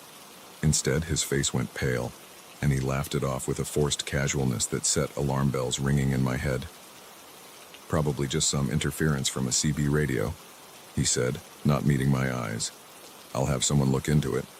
In the meantime, maybe you should take a few days off. You look tired, Sarah. I didn't take the days off. Instead, I started digging. The voice had mentioned the Carson place, an old farmhouse on the outskirts of town that had been abandoned for decades. On my next day off, I drove out there, telling myself I was crazy for following the lead of some disembodied voice. The Carson place was exactly as I remembered it from childhood dares and ghost stories. A dilapidated two-story farmhouse, its paint peeling and windows boarded up. As I stood there, staring at the overgrown yard, a chill ran down my spine that had nothing to do with the autumn wind. I was about to leave when I noticed something odd, fresh tire tracks leading around to the back of the house. Someone had been here recently, and they hadn't used the old driveway. Heart-pounding, I followed the tracks. They led to a patch of ground behind the barn that looked recently disturbed. Without really thinking about what I was doing, I started to dig with my bare hands. I had barely broken the surface when a voice behind me made me jump out of my skin. I wouldn't do that if I were you, Miss Mitchell. I whirled around to find Sheriff Dawson standing there, his hand resting casually on his holstered gun. I had known Earl Dawson my whole life. He'd been sheriff since before I was born. But in that moment, looking into his cold eyes, I felt like I was seeing him for the first time. Just, looking for my dog, I stammered, knowing how ridiculous it sounded even as the words left my mouth. I thought I saw him run back here. The sheriff's smile didn't reach his eyes. Funny. I didn't know you had a dog. Why don't you come on down to the station with me? We need to have a little chat about trespassing and other things. I knew in that moment that if I got into his car, I might never be seen again. So I ran. I ran like I'd never run before, crashing through the overgrown fields, branches whipping my face. I could hear the sheriff shouting behind me, but I didn't look back. Somehow, I made it to my car and peeled out of there, gravel spraying behind me.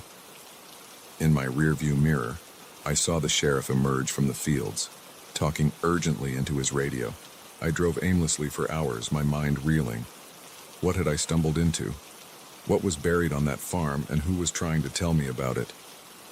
When I finally felt safe enough to stop, I pulled into a rest area and tried to think.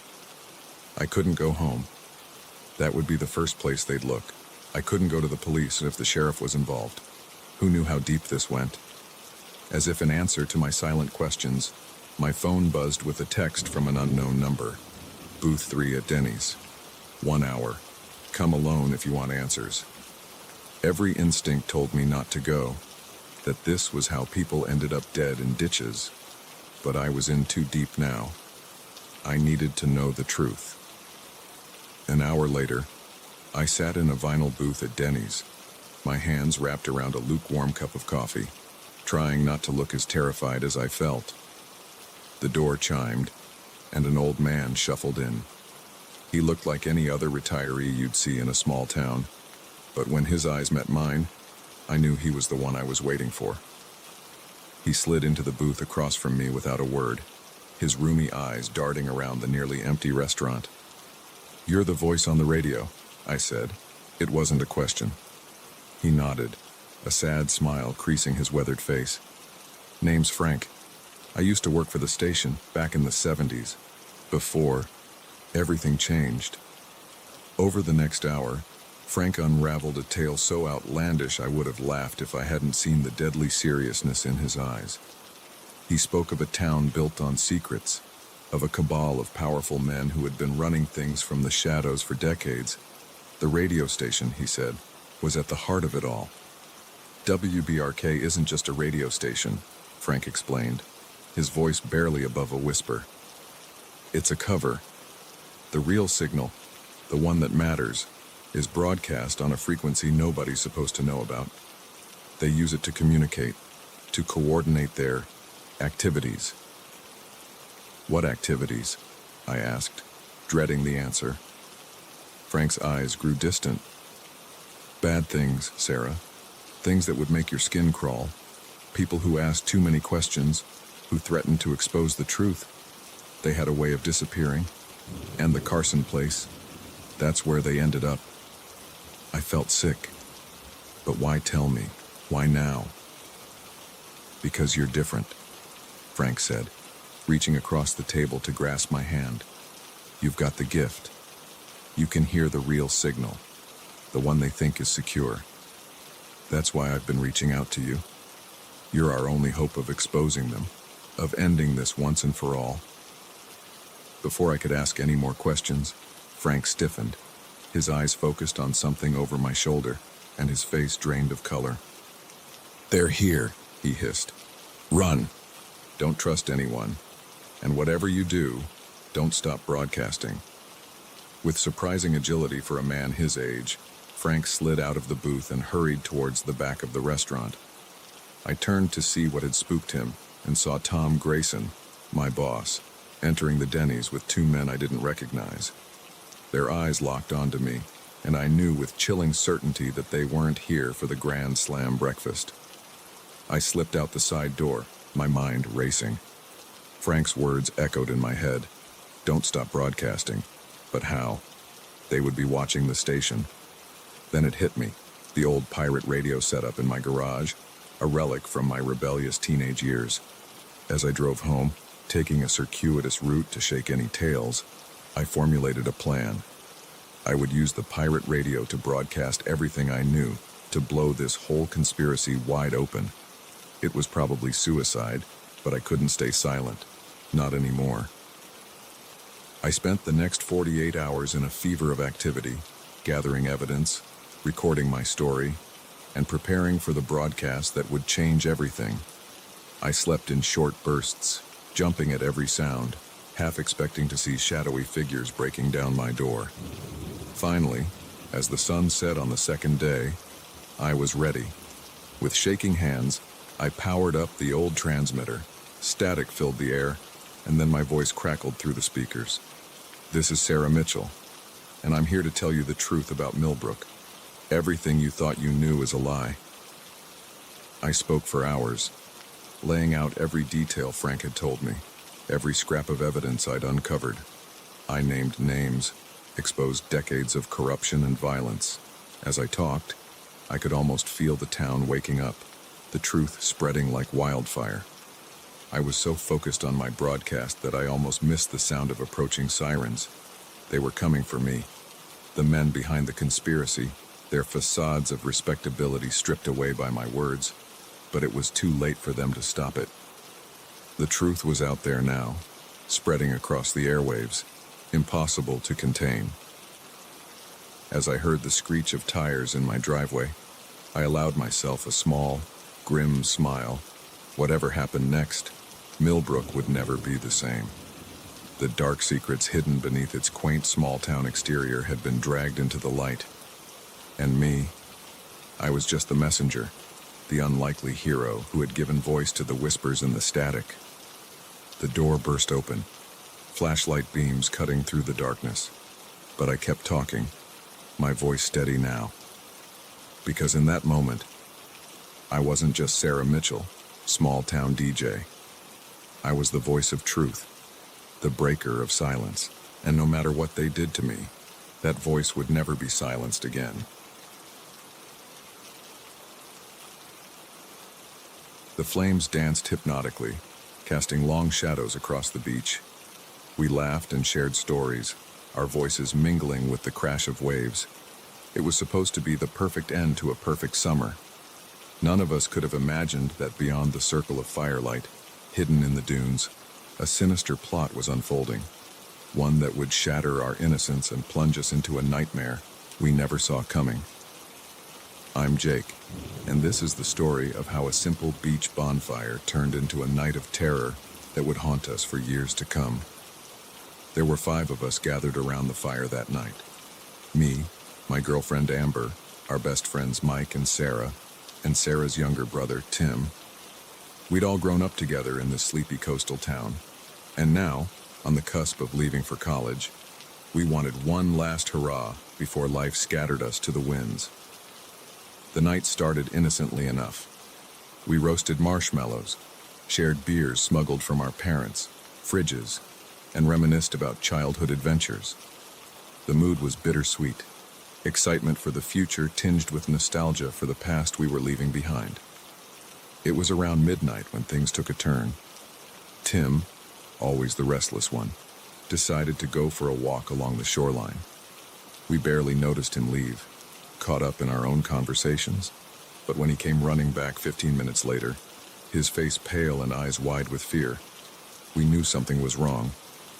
"Guys," he gasped, out of breath, "you have to come see this. There are people in the dunes. They're doing something weird." We exchanged glances, unsure whether to take him seriously. Tim had a reputation for pranks and wild stories, but there was something in his voice, a tremor of genuine fear that made us pause. "What kind of weird?" Mike asked, always the skeptic. Tim shook his head. "I don't know, man. They were all dressed in black, huddled together. I think I saw weapons. It looked like they were planning something." A chill ran down my spine, and it had nothing to do with the ocean breeze. I could see the others felt it too. That sudden shift from carefree summer night to something darker, more dangerous. "We should check it out," I said, trying to keep my voice steady. "If there's really something going on, we need to know." Amber grabbed my arm, her fingers digging into my skin. "Are you crazy? What if they're dangerous? We should call the police." I hesitated. She had a point, but something held me back. Maybe it was curiosity, or maybe some misguided sense of bravado. "Let's just take a quick look," I suggested. "If it seems serious, we'll call the cops. But it could be nothing. Maybe just some other kids having their own party." Reluctantly, the others agreed. We doused our fire and followed Tim into the dunes, our phone flashlights cutting weak beams through the darkness. The sand shifted treacherously under our feet, and the wind carried whispers that might have been voices, or just our imagination playing tricks on us. We crested a large dune, and Tim motioned for us to get down. Crawling on our stomachs, we peered over the top. What I saw in the hollow below made my blood run cold. There were about a dozen people gathered in a tight circle. They wore dark clothes, their faces obscured by hoods or masks. In the center of the circle, illuminated by a single lantern, was a table covered with maps and what looked like blueprints. "Holy shit," Mike whispered beside me. "Are those guns?" I squinted, my heart pounding. He was right. Several of the figures had holstered weapons at their hips. This wasn't some harmless gathering. Whatever we had stumbled upon, it was deadly serious. One man seemed to be in charge. He was taller than the others, with an air of authority that was palpable even from a distance. As we watched, he pointed to different spots on the map, his voice carrying faintly on the wind. "The shipment arrives at midnight tomorrow. Team A will secure the docks. Team B..." I couldn't make out the rest, but it was enough. This was big. Some kind of organized crime, maybe even terrorism. We needed to get out of there, to call the authorities. But as I turned to signal to the others, my elbow dislodged a small avalanche of sand. The noise wasn't loud, but in the tense silence, it might as well have been a gunshot. The figures below froze. Then, as one turned to look in our direction, "Run!" I hissed, scrambling backwards. We tumbled down the dune, sand filling our shoes and clothes. I could hear shouts behind us, then the unmistakable sound of pursuit. Panic gave us speed, and we sprinted across the beach towards the distant lights of town. But they were faster, more organized. As we reached the edge of the beach, dark figures materialized out of the night, cutting off our escape. We skidded to a stop, gasping for breath, as the group from the dunes caught up. The tall man stepped forward, his face hidden in the shadow of his hood. "Well," he said, his voice smooth and controlled. "What do we have here?" Some nosy kids out past their bedtime. I stepped in front of the others, trying to shield them. We didn't see anything, I said, hating the tremor in my voice. We were just out for a walk. Please, let us go. The man chuckled, a sound devoid of any real humor. I'm afraid it's not that simple. You've wandered into something much bigger than you can imagine. Something that's been in motion for years. He gestured, and two of his men grabbed Tim, who let out a yelp of fear. Amber screamed, and I lunged forward, but strong hands held me back. Let him go, Sarah cried, tears streaming down her face. He's just a kid. The leader ignored her, his attention focused solely on me. You have a choice to make, young man. A choice that will determine not just your fate, but the fate of your friends in this entire town. My mind raced, trying to make sense of what was happening. What are you talking about? Who are you people?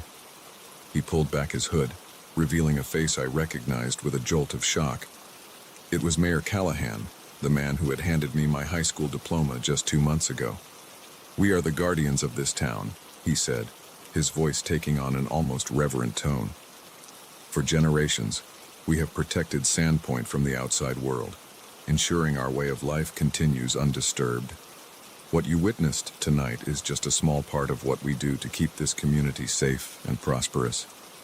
I shook my head, unable to process what I was hearing. Safe? You're talking about illegal shipments, about weapons. How is that keeping anyone safe? Mayor Callahan, or whoever he really was, smiled sadly. The world is a complex place, Jake. Sometimes, to preserve something good, we must do things that might seem questionable to those who don't understand the bigger picture. He stepped closer, his eyes boring into mine. You're a smart young man. I've watched you grow up. I think you have the potential to be a part of this, to help us protect everything you love. A chill ran through me as I realized what he was offering. And if I refuse? His expression hardened. Then I'm afraid we can't let you leave. Any of you. The safety of our operation, of our entire community, must be preserved at all costs. Time seemed to stand still as the weight of the decision crashed down on me. On one side, the promise of power, of being part of something bigger than myself. On the other, the knowledge that to accept would mean betraying everything I believed in. Everything I thought I knew about right and wrong. I looked at my friends, at Amber's tear-stained face, at Mike's clenched fists, at Sarah holding her terrified brother. I thought of our families, of the town we'd grown up in, now revealed to be built on lies and corruption. In that moment, I knew there was only one choice I could live with. No, I said, my voice stronger than I felt. Whatever you're involved in, whatever you think you're protecting, it's wrong. We won't be a part of it, and we won't stay silent. Mayor Callahan's face darkened. I'm disappointed, Jake. I had high hopes for you. He raised his hand, and I tensed, expecting the worst. But before he could give whatever signal he intended, a new sound cut through the night. Police sirens, growing louder by the second. Confusion rippled through the group. Boss, I thought we had the cops under control, one of the men said, panic edging his voice. Mayor Callahan's composure cracked for the first time. We do, he snarled. Then his eyes locked onto Tim, who was fumbling with something in his pocket. The boy, check his phone. But it was too late. As the first police cars came into view, their lights painting the beach in red and blue, I realized what had happened. Tim, in a moment of quick thinking, had managed to call 911 while we were all distracted. What followed was chaos. Mayor Callahan and his men scattered, disappearing into the dunes with a speed that spoke of long practice. We were left standing there, shell-shocked and trembling, as police officers swarmed the beach. The next few hours were a blur of questions, statements, and disbelief. We told our story over and over to increasingly higher-ranking officials. By dawn, the FBI had arrived, and our sleepy coastal town was the center of a federal investigation. In the days and weeks that followed, the full extent of the conspiracy was revealed. Mayor Callahan and his guardians had been running a sophisticated smuggling operation for decades, using the town's isolated position to their advantage. The roots of corruption ran deep, implicating businessmen, cops, even some of our teachers. As for us, we were hailed as heroes by some, branded as traitors by others. The town was torn apart by the revelations, and nothing would ever be the same. Our plans for college were put on hold as we dealt with the aftermath, the endless interviews and depositions. But through it all, we had each other. That night on the beach had forged a bond between us that nothing could break. We had faced the darkness together and emerged on the other side, forever changed but unbroken. As I sit here now, years later, I often think back to that moment of choice on the beach. I wonder sometimes what would have happened if I had made a different decision, if I had been seduced by the promise of power and secret knowledge. But then I look at my friends, at the life we've built in the wake of that night, and I know I made the right choice. We may have lost our innocence, but we gained something far more valuable. The knowledge that even in the darkest of times, there are those who will stand up for what's right, no matter the cost.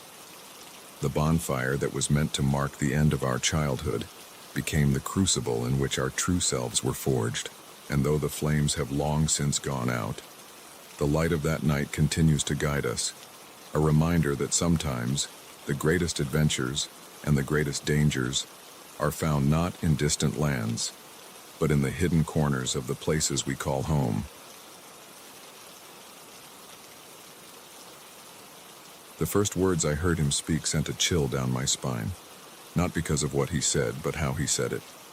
His voice seemed to reach into the deepest recesses of my mind, tugging at thoughts and emotions I didn't even know I had. "My children," he intoned, his eyes scanning the gathered crowd, "you have come seeking redemption, but are you prepared for the price it demands?" I hadn't meant to be there that day. I'm Alex, a freelance photographer who'd come to these woods to capture the autumn colors. But as I hiked deeper into the forest, the sound of voices drew me off the trail. Curiosity got the better of me, and I found myself peering through the undergrowth at a scene that would haunt me for years to come.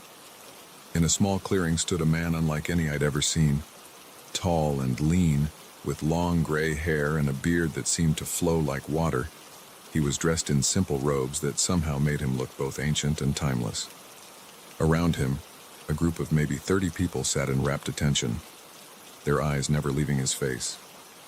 I should have left right then, should have turned around and hiked back to my car, forgetting everything I'd seen. But something held me there, rooted to the spot. Maybe it was the photographer in me, sensing a story. Or maybe it was something else, something I couldn't yet name. The man, the preacher, I assumed, began to speak again, his words weaving a tapestry of sin and salvation, of a world teetering on the brink of destruction, and the chosen few who would survive the coming storm.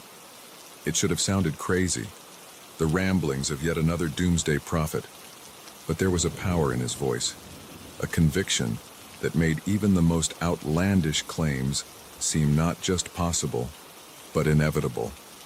"Each of you carries a darkness within," he said, his eyes seeming to lock with each person in turn. "A sin so deep, so terrible, that you've hidden it even from yourselves. But I see it, and I can free you from it, if you have the courage to face the truth." A woman in the front row began to sob, her whole body shaking. The preacher moved to her, placing a hand on her head. "Tell us, child. Speak your sin and be unburdened." What came next was like watching a dam break. The woman poured out a confession of such raw pain and guilt that I felt like a voyeur just for hearing it. And she wasn't alone. One by one, people began to speak, revealing secrets and shames that should never have seen the light of day. I watched, horrified and fascinated, as the preacher moved among them.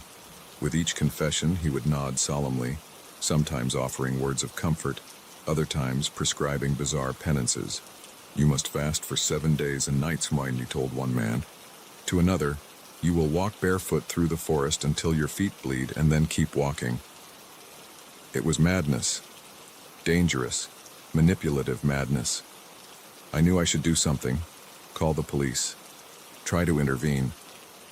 But every time I thought about moving, the preacher's eyes would flick in my direction, as if he knew exactly where I was hiding. And each time, that same chill would run through me, freezing me in place. As the sun began to set, casting long shadows through the trees, the atmosphere in the clearing changed. The confessions were over, but the air thrummed with a palpable energy. The preacher raised his arms, his voice rising to a fever pitch. "You have laid bare your souls," he thundered. "Now, it is time to be reborn in the cleansing fire of truth." From somewhere, he produced a cup. It gleamed dully in the fading light, and even from my hiding spot, I could see an oily liquid inside. My heart began to race. This was no longer just a fringe religious gathering. This was something far more sinister. "Drink," the preacher commanded, "and let the veil be lifted from your eyes. See the world as it truly is, and your place within it." I wanted to shout, to warn them, to do anything to stop what was about to happen. But before I could move, the cup was already making its way through the group. One by one, they drank, their faces contorting in disgust at the taste. For a moment, nothing happened. Then, as if a switch had been flipped, chaos erupted. Some fell to the ground, writhing and screaming. Others began to laugh hysterically, tears streaming down their faces. A man near the back of the group started clawing at his own skin, as if trying to tear it off. And through it all, the preacher stood, arms outstretched, a look of rapturous joy on his face. "Yes," he cried, "feel the truth burning through you. Let it scour away your lies, your doubts, your very sense of self." I couldn't take it anymore. I had to do something. I stood up, ready to charge into the clearing, though I had no idea what I could actually do against this madness. But as I took my first step, a hand clamped down on my shoulder. I spun around, heart pounding, to find myself face to face with a woman I hadn't noticed before. She was older, with steel gray hair and eyes that seemed to look right through me. "You shouldn't be here," she said, her voice low and urgent. "It isn't safe." "We have to help them," I said, gesturing toward the clearing where the chaos continued unabated. "We have to stop this." The woman shook her head sadly. "You can't stop it. Not now. It's already too late for them." She tugged at my arm. "Come. We need to leave before he notices us." I wanted to resist, to argue, but something in her tone brooked no argument. I let her lead me away from the clearing, casting one last glance over my shoulder at the nightmare I was leaving behind. As we hiked through the gathering darkness, the woman introduced herself as Margaret. She had been part of the preacher's group once, she explained, but had managed to break free. "He calls himself Elijah," she said, disgust evident in her voice. "Claims to be a prophet, here to prepare the way for the end times, but he's no holy man. He's a monster." I listened in horror as Margaret detailed Elijah's methods, how he used a combination of manipulation, drugs, and what she could only describe as some kind of hypnosis to break down people's mental defenses. "He finds the cracks in your psyche," she said, "the doubts and fears and secret shames, and then he widens them until your whole sense of self comes crumbling down. Once that happens, he can reshape you into whatever he wants." "But why?" I asked. "What's the point of all this?" Margaret's face darkened. "Power," she said simply. "Control. He truly believes he's building an army for the apocalypse, but really, he just wants to play God." We reached my car just as true night was falling. I offered Margaret a ride, but she declined. "I have my own vehicle hidden nearby," she said. "It's safer if we separate." Before she left, she gripped my arm tightly. "Listen to me," she said, her eyes boring into mine. You need to be careful. Elijah, he has a way of getting into your head. Even now, you might feel drawn to go back, to hear more of what he has to say. You have to resist that urge. Promise me you'll leave here and never come back. I nodded, though even as I did, I felt a small voice in the back of my mind whispering that maybe, just maybe, I should return to the clearing. Just to check, to make sure everyone was okay. I shook my head, trying to clear it. Margaret seemed to sense my inner conflict. She reached into her pocket and pulled out a small, smooth stone. Here, she said, pressing it into my hand. When you feel the urge to go back, hold this. It will help ground you, remind you of what's real. I took the stone, feeling slightly foolish but grateful nonetheless. As Margaret disappeared into the darkness, I climbed into my car and started the engine, eager to put as much distance between myself and this forest as possible. But as I drove home that night, I couldn't shake the memory of Elijah's voice, of the power in his words. I found myself turning the stone over and over in my hand, clinging to it like a lifeline. In the days that followed, I tried to convince myself that what I'd seen was some kind of mass hysteria, a shared delusion brought on by suggestibility and group dynamics. I even considered going to the police, but what would I tell them?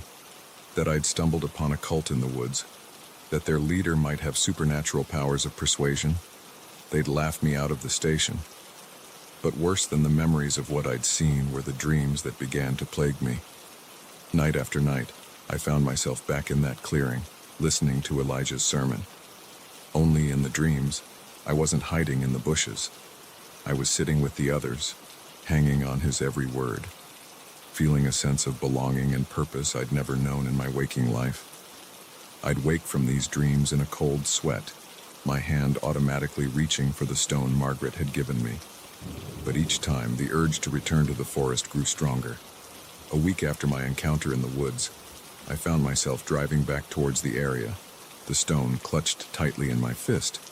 I told myself I was just going to take some pictures, to prove to myself that it had all been some kind of hallucination. But deep down, I knew the truth. I was answering a call I couldn't ignore, drawn by a force I didn't understand. As I parked my car and stepped out into the crisp autumn air, I realized the true horror of what I'd stumbled upon that day in the forest. It wasn't just the scene I'd witnessed, as terrible as it was. The real nightmare was the seed Elijah had planted in my mind, a seed that was now taking root, threatening to consume everything I thought I knew about myself. I stood at the trailhead, the stone in one hand, my camera in the other, torn between two competing impulses. And as the wind whispered through the trees, carrying with it the faint echo of a familiar voice, I knew that my real trial was only just beginning.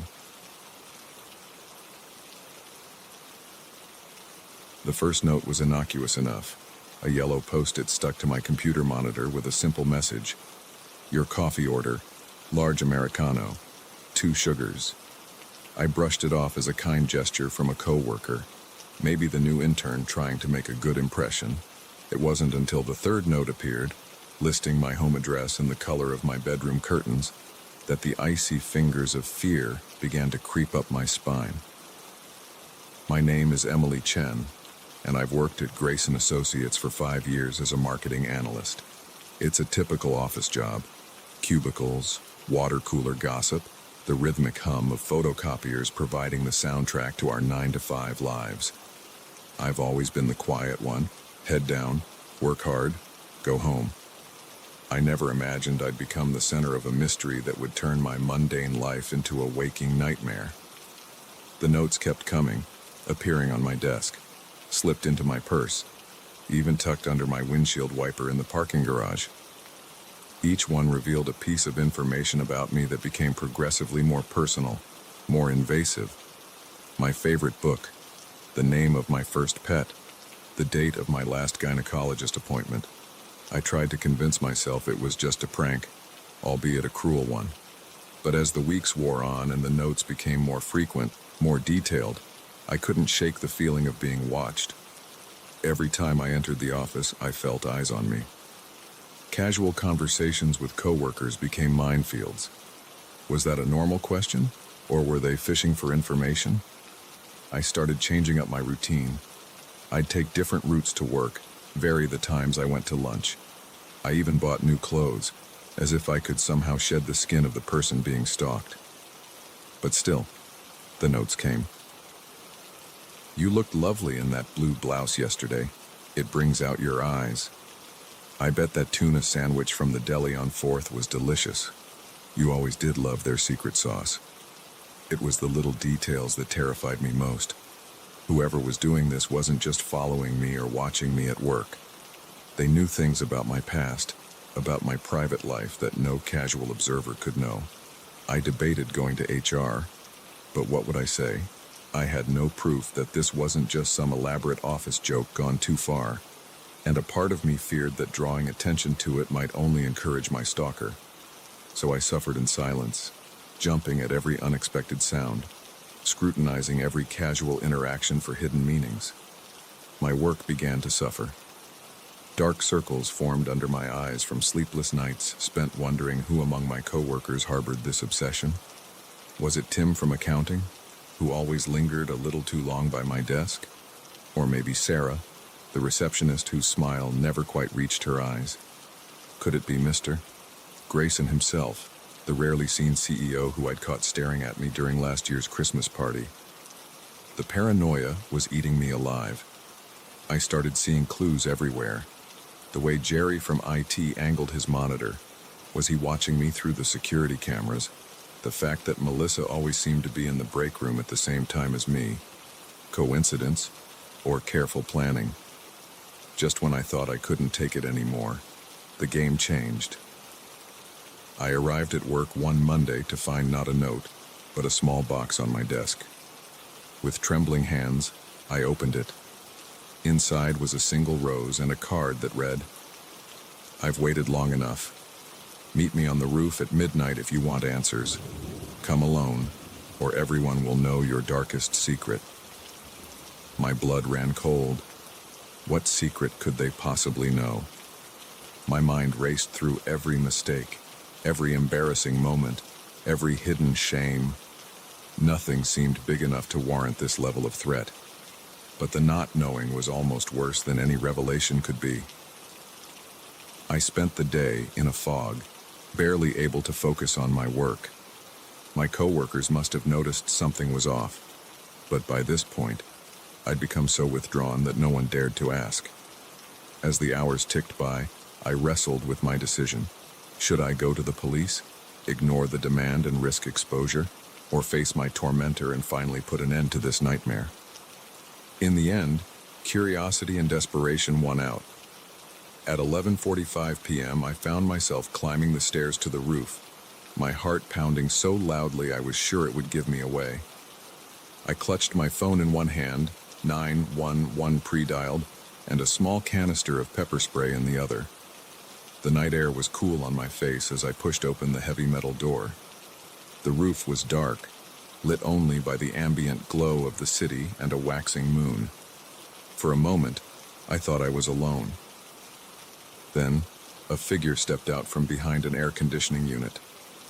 "Hello, Emily," said a voice I recognized instantly. My breath caught in my throat as Mark from Human Resources stepped into the moonlight. Mark, with his easy smile and helpful demeanor. Mark, who I'd confided in just last year about my struggle with depression. Mark, who had access to all of our personal files. "Why?" I managed to choke out, my voice barely above a whisper. He smiled, but it wasn't the warm grin I was used to. This smile was cold, predatory. "Because I could," he said simply.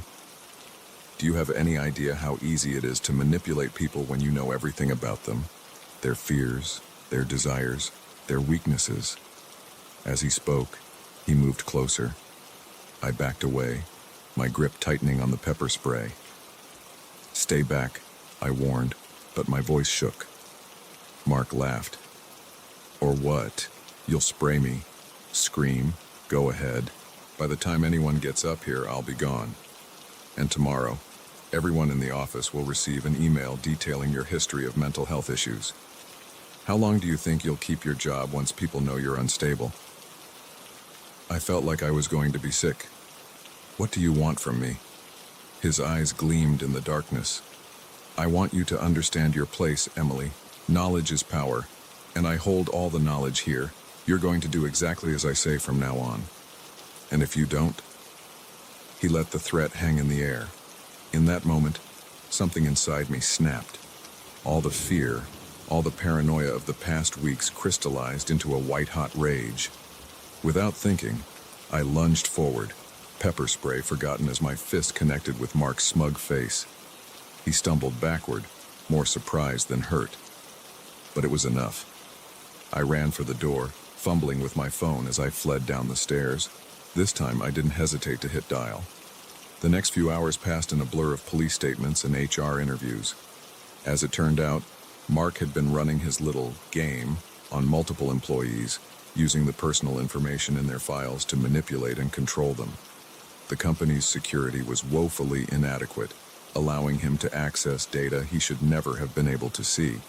In the end, Mark was arrested, charged with stalking, harassment, and a host of cybercrime offenses. The company, desperate to avoid a lawsuit, offered me a generous settlement and a transfer to any branch I wanted. But as I sat in my apartment that night, the adrenaline finally wearing off, I realized that no amount of money could erase the trauma of the past weeks. The feeling of violation, of having my privacy so thoroughly invaded, would stay with me for a long time. I also knew that this wasn't really the end. In our digital age, our personal information is out there, vulnerable to anyone with the skills and lack of ethics to exploit it. Mark was caught. But how many others like him were out there, using our secrets against us? As I drifted off into an uneasy sleep, one thought kept circling in my mind. In a world where our lives are increasingly lived online, where every click and purchase and search query is recorded and stored, is true privacy even possible anymore? Or are we all just one determined stalker away from having our worst fears exposed? I didn't have the answers, but I knew that from now on, I would guard my personal information like the precious resource it is. Because in the end, our secrets are all we truly own, and there will always be someone out there trying to steal them.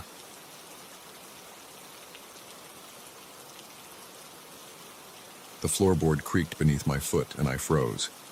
In the oppressive silence of the old house, that small sound seemed to echo like a gunshot. I held my breath, straining to hear any sign that the noise had been noticed. 1 heartbeat, 2, 3. Nothing but the faint whisper of wind through ancient walls. I exhaled slowly, but the knot of fear in my stomach only tightened, because in that moment of stillness, I realized a chilling truth. I wasn't alone in this house, and whatever was down there in the darkness was listening for me just as intently as I was listening for it. My name is Zoe, and what was supposed to be a romantic getaway in a quaint New Orleans Airbnb had turned into a nightmare that would haunt me for years to come. It had started innocently enough. My boyfriend, Jakin, and I were celebrating our 2nd anniversary with a week in the Big Easy. We'd splurged on this place, a restored 19th century townhouse in the heart of the French Quarter. The listing had boasted of original features and authentic New Orleans charm. If only we'd known just how authentic that charm would turn out to be. The first couple of days were everything we'd hoped for. We explored the city, ate our weight in beignets, and soaked in the intoxicating atmosphere of jazz and history that seemed to pulse through every cobblestone street. But on the 3rd night, things took a turn. We'd come back late from a ghost tour, our heads filled with tales of voodoo queens and restless spirits. Maybe that's why, when I first heard the scratching sound coming from behind the living room bookcase, I brushed it off as an overactive imagination. But Jake heard it too. Probably just rats, he said with a nervous laugh that didn't quite reach his eyes. This place is old after all. I nodded, trying to ignore the chill that ran down my spine. We went to bed, but sleep eluded me. Every creak and groan of the old house seemed amplified in the darkness. It was around 3 a.m. when I heard it, a thump so distinct, so deliberate, that there was no writing it off as old pipes or settling foundations. It came from downstairs, and it sounded for all the world like a door closing. I shook Jake awake, my heart pounding. "There's someone in the house," I whispered. He sat up, instantly alert. "Stay here," he said, reaching for his phone. "I'll go check it out." "No!" I grabbed his arm. "We should call the police." But Jake, ever the rational one, insisted on investigating first. "It's probably nothing," he said. "No need to bother the cops if it's just our imaginations running wild." I watched him leave the bedroom, my every nerve on edge. The minutes ticked by, each one an eternity. When he didn't return after 10 minutes, I knew something was wrong. Summoning every ounce of courage I possessed, I crept out of bed and toward the stairs. The house was eerily silent now, not even the usual creaks and groans of old wood to keep me company. "Jake?" I called softly. No response. I made my way down the stairs, wincing at every small noise. The living room was empty, bathed in the sickly glow of a streetlight filtering through lace curtains. Nothing seemed out of place, but the air felt heavy, charged with an energy I couldn't explain. That's when I noticed the bookcase. It stood slightly ajar, a sliver of darkness visible behind it. With trembling hands, I pulled it open further, revealing a hidden door. It hung open, leading into inky blackness. Every instinct screamed at me to run, to get out of the house and call for help. But Jake was down there. I couldn't leave him. Taking a deep breath, I stepped through the doorway. The air grew cooler, heavy with the scent of damp earth and something else, something metallic and unsettling. My phone's flashlight barely penetrated the gloom, casting monstrous shadows on rough stone walls. I found myself in a narrow corridor that seemed to stretch endlessly into the darkness.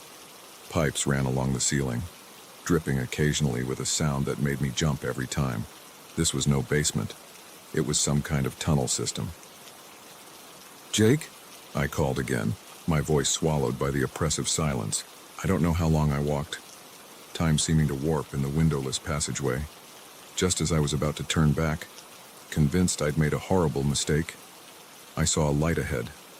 The tunnel opened into a large chamber, dimly lit by flickering candles. What I saw there stopped me dead in my tracks, my blood turning to ice in my veins. The walls were covered in photographs, hundreds of them, overlapping and haphazardly pinned up. But these weren't family snapshots or vacation memories. These were surveillance photos, people caught unaware on the streets of the French Quarter, in restaurants, entering and leaving buildings. And with a jolt of horror, I recognized Jake and myself in several of them. Photos taken over the past 3 days, documenting our every move. In the center of the room stood a table, covered in maps and documents. I approached cautiously, my morbid curiosity overriding my fear for a moment. The papers were covered in strange symbols and diagrams, annotated in a spidery handwriting that hurt my eyes to look at directly. Magnificent, isn't it? The voice behind me nearly stopped my heart. I whirled around to see an old man standing in the tunnel entrance. He was tall and rail-thin, with wild white hair and eyes that seemed to glow in the candlelight.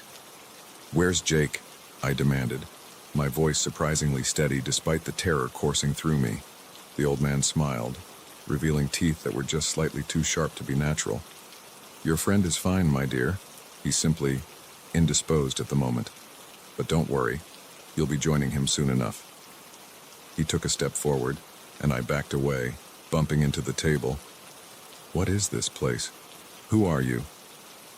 "This," he said, gesturing grandly around the room, "is the true heart of New Orleans. The beating pulse of magic and mystery that's kept this city alive for centuries, and I am its caretaker." He moved closer, and I noticed for the first time that he was holding something, a small, ornate box that seemed to vibrate slightly in his grasp. Every city has its secrets, he continued, his voice taking on a hypnotic quality. But New Orleans, our secrets have secrets, layers upon layers of history and power, all pulsing just beneath the surface, and every now and then that power needs refreshing. My back hit the wall, photographs crinkling behind me. There was nowhere left to run. "What do you want from us?" I asked, though I feared I already knew the answer. The old man's smile widened. "Nothing much, my dear. Just a small contribution. A drop of life force to keep the wheels turning, to ensure the magic never fades. Your boyfriend has already made his donation. Now it's your turn." He opened the box and a sickly green light spilled out, illuminating his face in a way that made him look more corpse than man. I felt a pull, an urge to reach out and touch whatever was inside. With horror, I realized my hand was moving of its own accord. In that moment of terror, my fingers brushed against something cold and metal pinned to the wall behind me. A key. Without thinking, I grabbed it and swung blindly at the old man's face. He reeled back with a howl of pain and rage. The box clattered to the floor, its lid slamming shut. Whatever spell had been working on me broke, and I ran. I tore through the tunnels, no longer caring about silence, my only thought to get back to the surface, to find Jake, to escape this nightmare. Behind me, I could hear the old man's shrieks echoing off the stone walls. I burst out of the hidden door, into the relative normalcy of the Airbnb's living room. Jake was there, slumped on the couch, pale but breathing. I shook him awake, dragging him to his feet. "We have to go," I gasped. "Now." We fled into the night, not stopping until we were several blocks away. Only then, under the harsh glare of a streetlight, did I allow myself to really look at Jake. He seemed dazed, confused, with no memory of what had happened after he went downstairs. We went straight to the police but of course, they found nothing. The hidden door was gone, the bookcase just a bookcase. There was no trace of the tunnels, the photographs, or the old man. We cut our trip short and flew home the next day, both of us too shaken to enjoy another moment in New Orleans. In the weeks and months that followed, I tried to convince myself it had all been some kind of shared hallucination, a bad trip caused by tainted alcohol, or the power of suggestion from that ghost tour. But deep down, I knew the truth. I still have nightmares about that green light, about the pull I felt toward that box. And sometimes, when I look at Jake, I catch a glimpse of something in his eyes, a vacancy, a flicker of something missing. In those moments, I wonder just what kind of donation he made in those tunnels, and what part of him was left behind in the dark heart of New Orleans. We never talked about that night again, but its shadow looms over us. We learned the hard way that some Airbnbs offer more than just a quaint place to stay.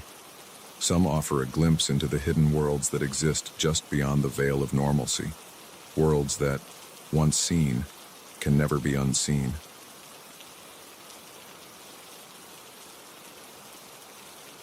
The bass pulsed through my body, a relentless rhythm that matched the pounding of my heart. Neon lights flashed across a sea of writhing bodies, but my eyes were fixed on a group of people at the edge of the crowd.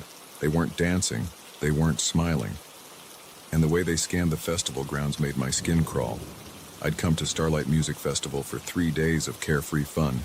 Instead, I found myself in the middle of a nightmare that would change everything I thought I knew about the world of music and festivals forever. My name is Alex, and I'm a die-hard music fan. I'd been counting down the days to Starlight for months, saving every penny from my barista job to afford the tickets. My best friends, Jess and Mike, were just as excited. We arrived on Friday afternoon, pitching our tent in the sprawling campground and joining the throngs of festival goers streaming towards the main stage. The first day was everything we'd hoped for. We danced until our feet ached, sang along to our favorite bands until our voices were hoarse, and reveled in the electric atmosphere that only a music festival can create. As night fell and the headliners took the stage, I felt that familiar rush of euphoria, of being part of something bigger than myself. It was during a set change on Saturday afternoon that I first noticed them. A group of about 10 people, dressed in dark clothes that stood out among the sea of colorful festival wear. They moved with purpose, weaving through the crowd with an intensity that seemed at odds with the laid-back vibe of the festival. "Check out the Narc Squad," Mike joked, nodding towards them. "Guess someone's not here for the music." I laughed it off, but something about the group nagged at me.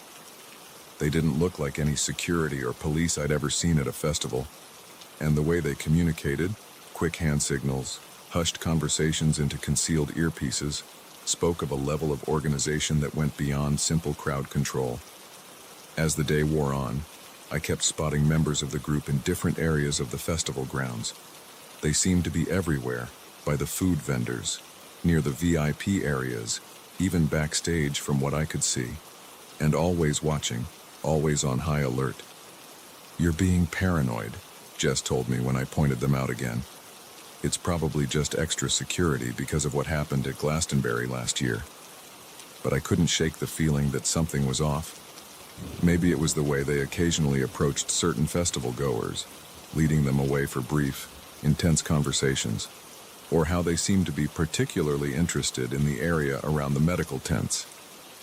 By Sunday morning, my curiosity had gotten the better of me. While Jess and Mike slept off the previous night's excesses, I decided to do some investigating of my own. I grabbed my camera, figuring I could use the excuse of taking festival photos if anyone questioned me. I started by following one of the group members I'd recognized from the day before. He led me on a winding path through the campgrounds, stopping occasionally to speak into his earpiece. Finally, he ducked behind a row of porta potties, disappearing from view. Heart racing, I crept closer, camera at the ready. As I peered around the corner, I saw something that made my blood run cold. The man was kneeling beside an unmarked van, its back doors open to reveal a high-tech interior filled with monitors and communications equipment. But it was what he was loading into the van that truly horrified me. A large, clear container filled with what looked like hundreds of small, glowing capsules. I raised my camera on instinct, the shutter clicking before I could think better of it. The sound, barely audible over the distant music, was enough to alert the man. His head snapped up, eyes locking onto mine with a look of cold fury. I ran faster than I ever had in my life, weaving through tents and dodging confused campers. I could hear footsteps behind me, gaining ground with every second. Panic clouded my thoughts as I realized I had no idea where I was going. The festival grounds had become a maze, and I was the rat being hunted. Just when I thought my lungs would burst, a hand grabbed my arm, yanking me sideways. I opened my mouth to scream, but another hand clamped over it, muffling the sound. I found myself pressed against the side of a food truck, hidden from view by a stack of empty boxes. "Quiet," a voice hissed in my ear. "They'll hear you." I turned to see a girl about my age, her festival wristbands marking her as another attendee.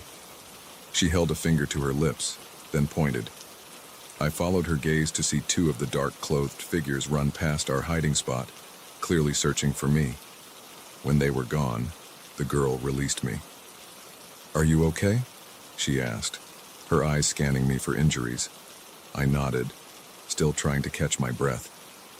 "Who are you? What's going on?" She introduced herself as Maya. "I'm with a group called Festival Watch," she explained. "We've been tracking these guys for months. They show up at festivals all over the country, always with the same MO. "What are they doing?" I asked, thinking of the glowing capsules I'd seen. Maya's face darkened. "They're using the festivals as cover for a massive drug operation, but not just any drugs. The stuff they're peddling, it's not from this world, Alex." I started at the use of my name, but Maya waved off my surprise. "And we've been watching you too, ever since you started noticing them. We needed to be sure you weren't one of them." My head was spinning. "Not from this world? What does that mean?" "It means exactly what it sounds like," Maya said grimly.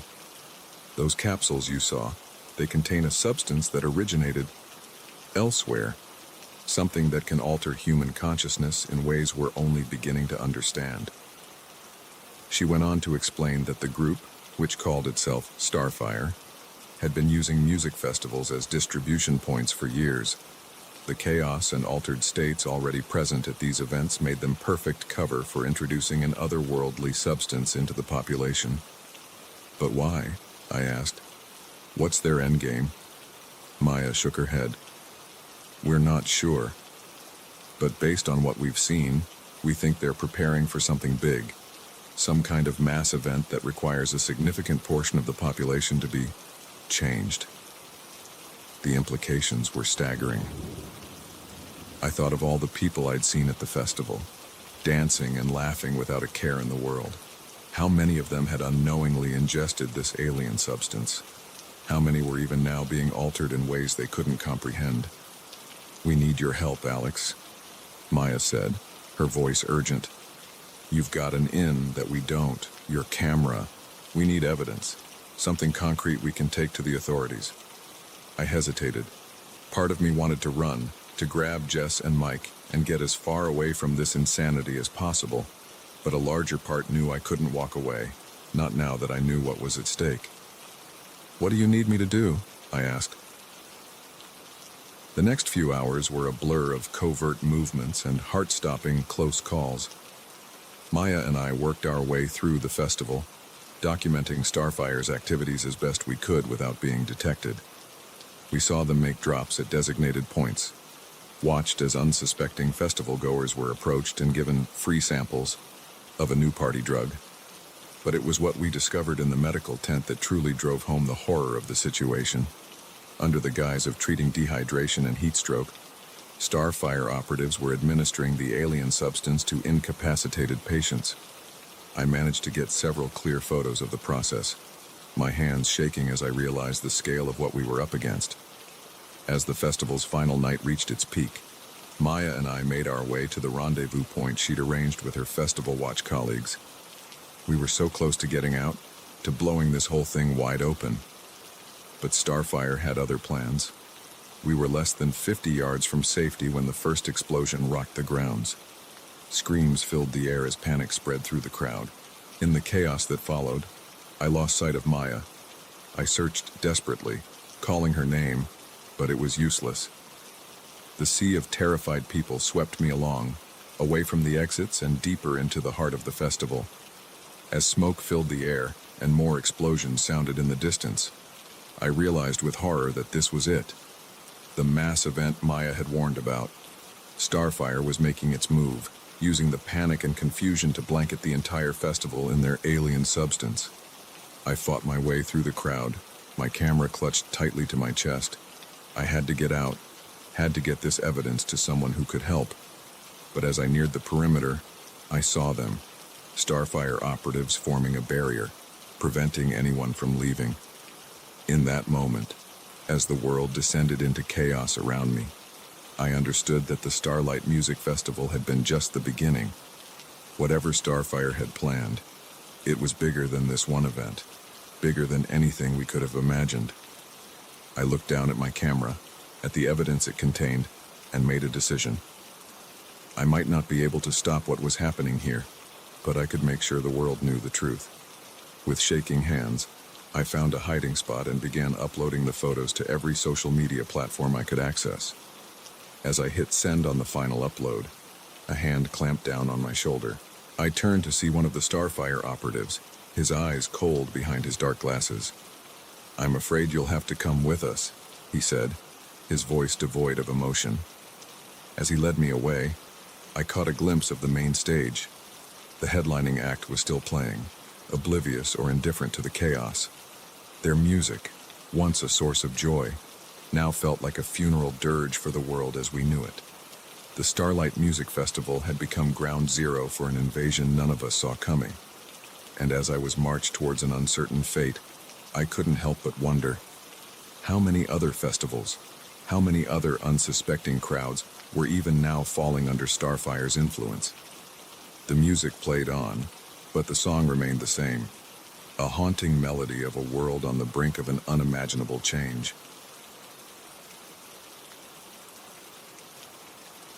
The coffee pot gurgled its last, filling the diner with the rich aroma of fresh brew.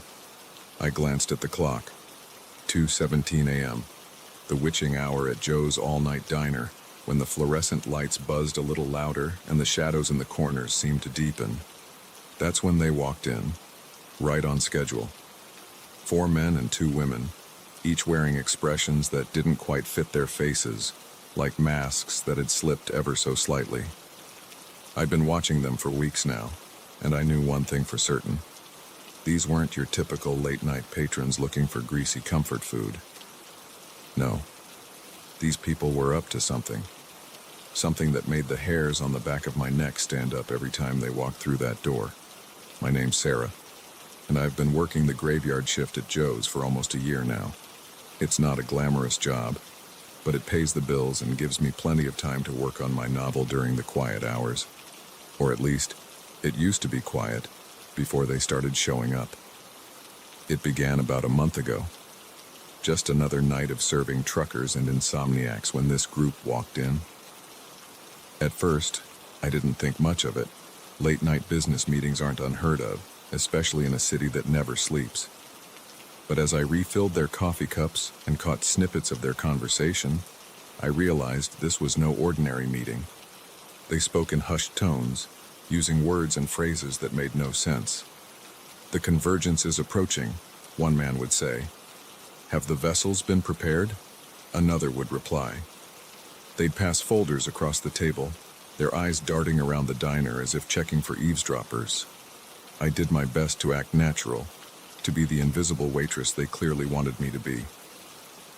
But curiosity got the better of me. I started paying closer attention, noting the times they'd arrive, the booth they always chose, the strange symbols I sometimes glimpsed on the papers they studied. Tonight was no different. They filed into their usual booth, ordered their usual coffees, black, no sugar, and immediately huddled over a map one of them spread across the table. I approached, coffee pot in hand, straining to hear their whispered conversation. "The alignment is perfect," the oldest man was saying, his finger tracing a line on the map. "If we act now, we can..." He cut off abruptly as I reached the table, his eyes snapping up to meet mine. For a moment, just the briefest instant, I could have sworn his pupils were not round, but vertical slits, like a cat's. I blinked, and they were normal again. "More coffee?" I asked, proud of how steady I kept my voice. They nodded, pushing their cups towards me without a word. As I poured, I tried to get a better look at the map, but one of the women smoothly covered it with her arm. "Anything else I can get you?" I asked, stalling for time. "No, thank you," the oldest man replied, his voice carrying an accent I couldn't quite place. "We're fine." I nodded and retreated, but not before catching one last whispered phrase. "The gate will open at dawn." Back behind the counter, I pretended to wipe down the already spotless surface while watching them from the corner of my eye. They had resumed their intense discussion, heads bowed low over the table. Over the next hour, I caught fragments of their conversation, each one more bizarre than the last. They spoke of energy nodes and dimensional rifts, of elder signs and cosmic alignments. It was like listening to a group of cult members planning some sort of ritual, except these people didn't look like any cult members I'd ever seen. They were well-dressed, well-spoken, and carried themselves with an air of authority that spoke of power and influence. As the night wore on, their discussion grew more heated. The oldest man seemed to be giving instructions to the others, his finger jabbing at various points on the map. The others nodded, occasionally making notes in small, leather-bound notebooks. At one point, the youngest woman in the group stood up abruptly, her chair scraping loudly against the linoleum floor. "This is madness," she hissed, loud enough for me to hear clearly. "You're going to get us all killed, or worse." The oldest man fixed her with a stare that made even me shiver from across the room. "Sit down, Eliza," he said, his voice low but carrying an undercurrent of menace. "You knew the risks when you joined us. It's far too late to back out now." Eliza hesitated for a moment, then slowly sank back into her chair. The tension at the table was palpable, and I found myself gripping the edge of the counter so hard my knuckles turned white. Just then, the bell above the door jingled, making me jump. A couple of drunk college kids stumbled in, laughing loudly. I welcomed the distraction, moving to take their order and trying to push the strange group out of my mind. But as I turned back towards their booth, notepad in hand, I froze. The table was empty. In the few seconds my back had been turned, they had vanished. Not just left the diner, vanished. There was no way they could have made it to the door without me noticing. I rushed over to the booth, my heart pounding. The table was cleared, not a single cup or scrap of paper left behind. It was as if they had never been there at all. The rest of my shift passed in a daze. I kept replaying the night's events in my mind, trying to make sense of what I'd seen and heard. By the time my relief showed up at 6 a.m., I was convinced of two things. One, that group was up to something big and potentially dangerous. And two, they weren't entirely human. As I stepped out of the diner into the pale light of dawn, a chill ran down my spine that had nothing to do with the morning air. The oldest man's words echoed in my head, "The gate will open at dawn." I looked around, half expecting to see some sort of otherworldly portal materializing in the middle of the street, but everything looked normal. Cars were starting to fill the roads as the city woke up, oblivious to the strange events of the night. I began my walk home, my mind racing. Should I go to the police? But what would I tell them? That I'd overheard a group of possibly non-human entities planning to open some kind of interdimensional gate. They'd think I was crazy. I was so lost in thought that I almost missed it. A flicker of movement in an alley I was passing. I turned, and for a split second, I saw them. The group from the diner, standing in a circle around a glowing symbol etched onto the ground. In the center of the circle was what looked like a tear in the very fabric of reality, a swirling vortex of colors that hurt my eyes to look at directly. Then, as quickly as I'd seen it, it was gone.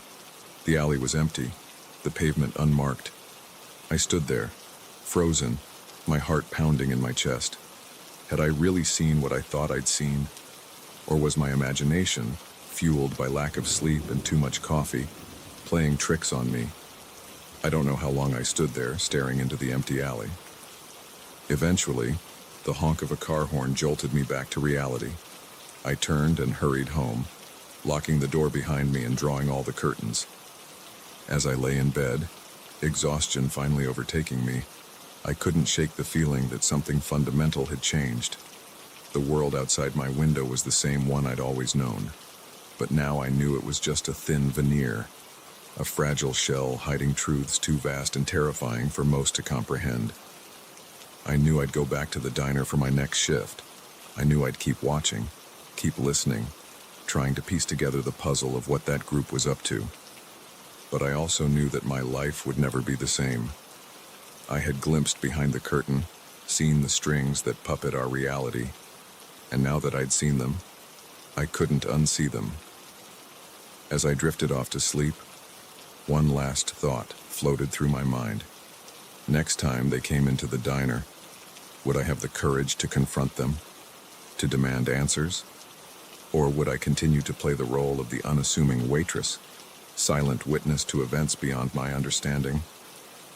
I didn't know. But I did know one thing for certain. The next time that group walked through the door of Joe's all-night diner, I'd be ready, because whatever they were planning, whatever gate they had opened, I had a feeling it was just the beginning. And someone needed to be there to watch, to remember, to warn others if necessary. That someone, for better or worse, was me, Sarah, the graveyard shift waitress, unwitting guardian of the threshold between our world and whatever lay beyond. God help me.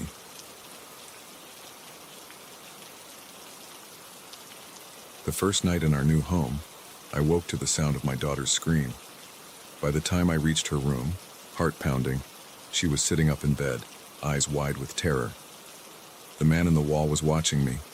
"Mommy," she whispered. I checked every corner, looked behind every curtain, but found nothing. I chalked it up to a nightmare, a child's fear of a new place. I was wrong. So terribly, horribly wrong. My name is Claire, and this is the story of how our dream home became a nightmare. When my husband, us Tom, got a promotion that required us to relocate, we saw it as an opportunity for a fresh start. Our realtor showed us dozens of houses, but the moment we stepped into 42 Willow Lane, we knew it was the one. A beautiful Victorian, lovingly restored, with plenty of space for our family of 4. The price was surprisingly reasonable for such a gem, but we didn't question our good fortune. The first few weeks were a whirlwind of unpacking and settling in. Our son, Jack, took to the new house immediately, claiming the attic as his fortress of solitude. Our daughter, Emma, was more hesitant, but we assumed she just needed time to adjust. Then came that first night, and Emma's scream.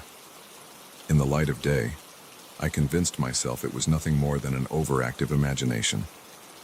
But as the days passed, Emma's fear only grew.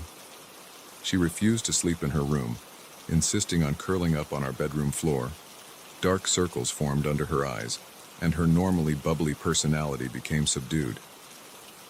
"The man in the wall doesn't like us being here," she told me one morning over breakfast, her voice barely above a whisper. "He says we need to leave before it's too late." I shared my concerns with Tom, but he brushed them off. "Kids have imaginary friends all the time," he said. "She'll grow out of it." But it wasn't just Emma. Strange things began happening around the house. Items would disappear, only to turn up in odd places days later. The temperature in certain rooms would drop suddenly, leaving us shivering even in the middle of summer. And sometimes, late at night, I could swear I heard footsteps in the hallway, even though I knew everyone was asleep. One afternoon, while Tom was at work and the kids were at school, I decided to do some digging into the house's history. The local library had archives of old newspapers, and I spent hours poring over microfiche. What I found chilled me to the bone. In 1923, the house had belonged to a reclusive inventor named Jeremiah Blackwood. He'd become obsessed with the idea of interdimensional travel, convinced he could create a portal to other worlds. The last article I found described how neighbors had called the police after hearing strange noises coming from the house. When officers arrived, they found Blackwood dead in the basement, his body contorted in ways that defied explanation. The official cause of death was listed as a heart attack, but the reporter noted that the responding officers refused to discuss what they'd seen. I left the library feeling shaken, my mind racing with possibilities I didn't want to consider. As I pulled into our driveway, I noticed a figure in the upstairs window, a man's silhouette, watching me. But it vanished the moment I blinked. That night, I confronted Tom with what I'd learned. He listened, his face growing more serious with each word. "Claire," he said finally, "I think there's something I need to show you." He led me to the basement, to a corner we'd used for storage. Moving aside some boxes, he revealed a section of wall that looked wrong somehow. The bricks didn't quite line up, and there was a faint line running around the edges, as if it were a door. "I found this a few days ago," Tom admitted. "I didn't want to worry you, but I've been hearing things, whispers, coming from behind here." Together, we pushed against the wall. For a moment, nothing happened. Then, with a grinding noise that set my teeth on edge, the hidden door swung open. The space beyond was pitch black, the air heavy with the scent of dust and decay. Tom's flashlight beam revealed a small room, its walls covered in strange symbols and diagrams. In the center stood a metal contraption that looked like a cross between a Tesla coil and a medieval torture device. "Oh my God," I breathed. "Blackwood's lab. It's been here all along." As we stepped into the room, the temperature plummeted. Our breath came out in visible puffs, and I felt a presence pressing in around us, watchful and malevolent. Suddenly, the door slammed shut behind us. Tom spun around, yanking at the handle, but it wouldn't budge. The flashlight flickered and died, plunging us into darkness, and then we heard it, a voice, raspy and filled with a hunger that made my skin crawl. At last, it said, new subjects for my experiments. The air in front of us shimmered, and a figure began to take shape. It was vaguely human, but wrong in ways I couldn't quite define. Its edges seemed to blur, as if it wasn't fully in our reality. Who? What are you? Tom demanded, his voice shaking. The figure's mouth stretched into something approximating a smile. I am Jeremiah Blackwood, of course. Or what's left of him. My experiment was a success, you see. I opened a door to another world, but I didn't account for what might come through from the other side. As he spoke, more shapes began to materialize around us, twisted, impossible forms that hurt to look at directly. I felt my sanity beginning to fray at the edges. For decades, I've been trapped between worlds, Blackwood continued, unable to fully manifest but unable to move on. I've waited so long for a family like yours to move in. Your fear, your belief, it gives me strength. And now, with your help, I can finally complete my work. The other entities moved closer, their non-Euclidean geometries making me dizzy. I clutched Tom's hand, my mind racing for a way out of this nightmare. That's when I heard Emma's voice, muffled but clear, coming from the other side of the door. Mommy, Daddy, are you down there? Emma, run! I shouted. Get out of the house! Blackwood's form flickered, his attention divided. In that moment of distraction, Tom lunged for the contraption in the center of the room. He grabbed it, straining to lift the heavy metal. No! Blackwood shrieked, lunging towards us. But he was too late. With a yell of effort, Tom hurled the device against the wall. It shattered in a shower of sparks and twisted metal. The effect was immediate and terrifying. The air itself seemed to tear, a howling vortex opening where the machine had stood. Blackwood and the other entities were drawn towards it, their forms stretching and distorting as they were pulled into the rift. You fools, Blackwood's voice echoed as he disappeared into the void. You've doomed us all. The vortex grew, the edges of the room beginning to warp and bend. I could feel it pulling at me, an irresistible force threatening to drag us into whatever hellish dimension lay beyond. Just when I thought all was lost, the door burst open. Emma stood there, her small face set in determination. In her hands, she held a crumpled piece of paper. I drew the symbols to close the door, she shouted over the roar of the vortex, like the man in the wall showed me.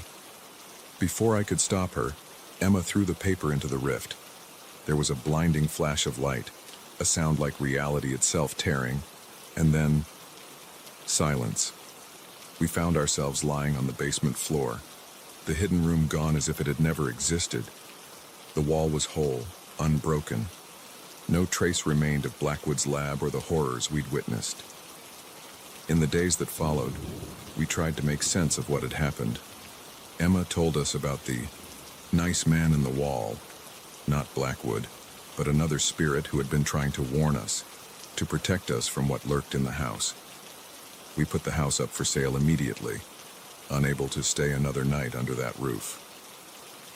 As we drove away for the last time, I caught a glimpse of a figure in the upstairs window, a man, nodding solemnly, a protector, standing guard against the darkness that had nearly claimed us. We never spoke publicly about what happened at 42 Willow Lane. Who would believe us? But sometimes, late at night, I still hear phantom footsteps in the hallway, and I wonder about that rift, that tear in reality. Did we truly close it, or is it still there, waiting for someone else to stumble upon its secrets? One thing I know for certain, our experience changed us forever. We learned that the world is stranger and more dangerous than we ever imagined. That sometimes, the things we dismiss as children's fears or overactive imaginations are all too real, and that the boundary between our world and others is far more fragile than we'd like to believe. So if you're ever house hunting, and you come across a beautiful old Victorian at a price that seems too good to be true, remember our story, because sometimes a dream home can hide a nightmare. And the walls, well, they might just be watching. The moment I saw the hooded figures gathered around the glowing symbol etched into the snow, I knew I'd stumbled onto something I was never meant to see. The cheerful sounds of the winter carnival faded away, replaced by an eerie chanting that seemed to vibrate in my bones. I should have turned and run, should have lost myself in the crowd of oblivious revelers. Instead, my curiosity got the better of me. That decision would plunge me into a nightmare that blurred the lines between reality and madness, and showed me the terrifying secrets lurking beneath the surface of our world. My name is Jamie, and I came to Quebec City's Winter Carnival looking for a fun escape from my mundane life. As a freelance writer struggling to make ends meet, I jumped at the chance when my friend Mark invited me to stay with him for the festival. The first couple of days were everything I'd hoped for. Ice sculptures glittering in the sun, the intoxicating scent of mulled wine and maple taffy, streets filled with laughter and music. It was on the third night that everything changed. Mark had gone off with some local friends, leaving me to explore on my own. I wandered through the fairgrounds, taking in the sights and sounds of the carnival in full swing. Families crowded around game booths, couples snuggled close on carnival rides, and the air was filled with a cacophony of languages as tourists from around the world enjoyed the festivities. I was making my way towards the famous Ice Palace when I noticed a gap in the crowd. It was subtle, just a small area where people seemed to unconsciously veer away, their eyes sliding past as if there was nothing to see. Intrigued, I moved closer. That's when I saw them. A group of about a dozen people, their faces obscured by heavy winter hoods, standing in a tight circle.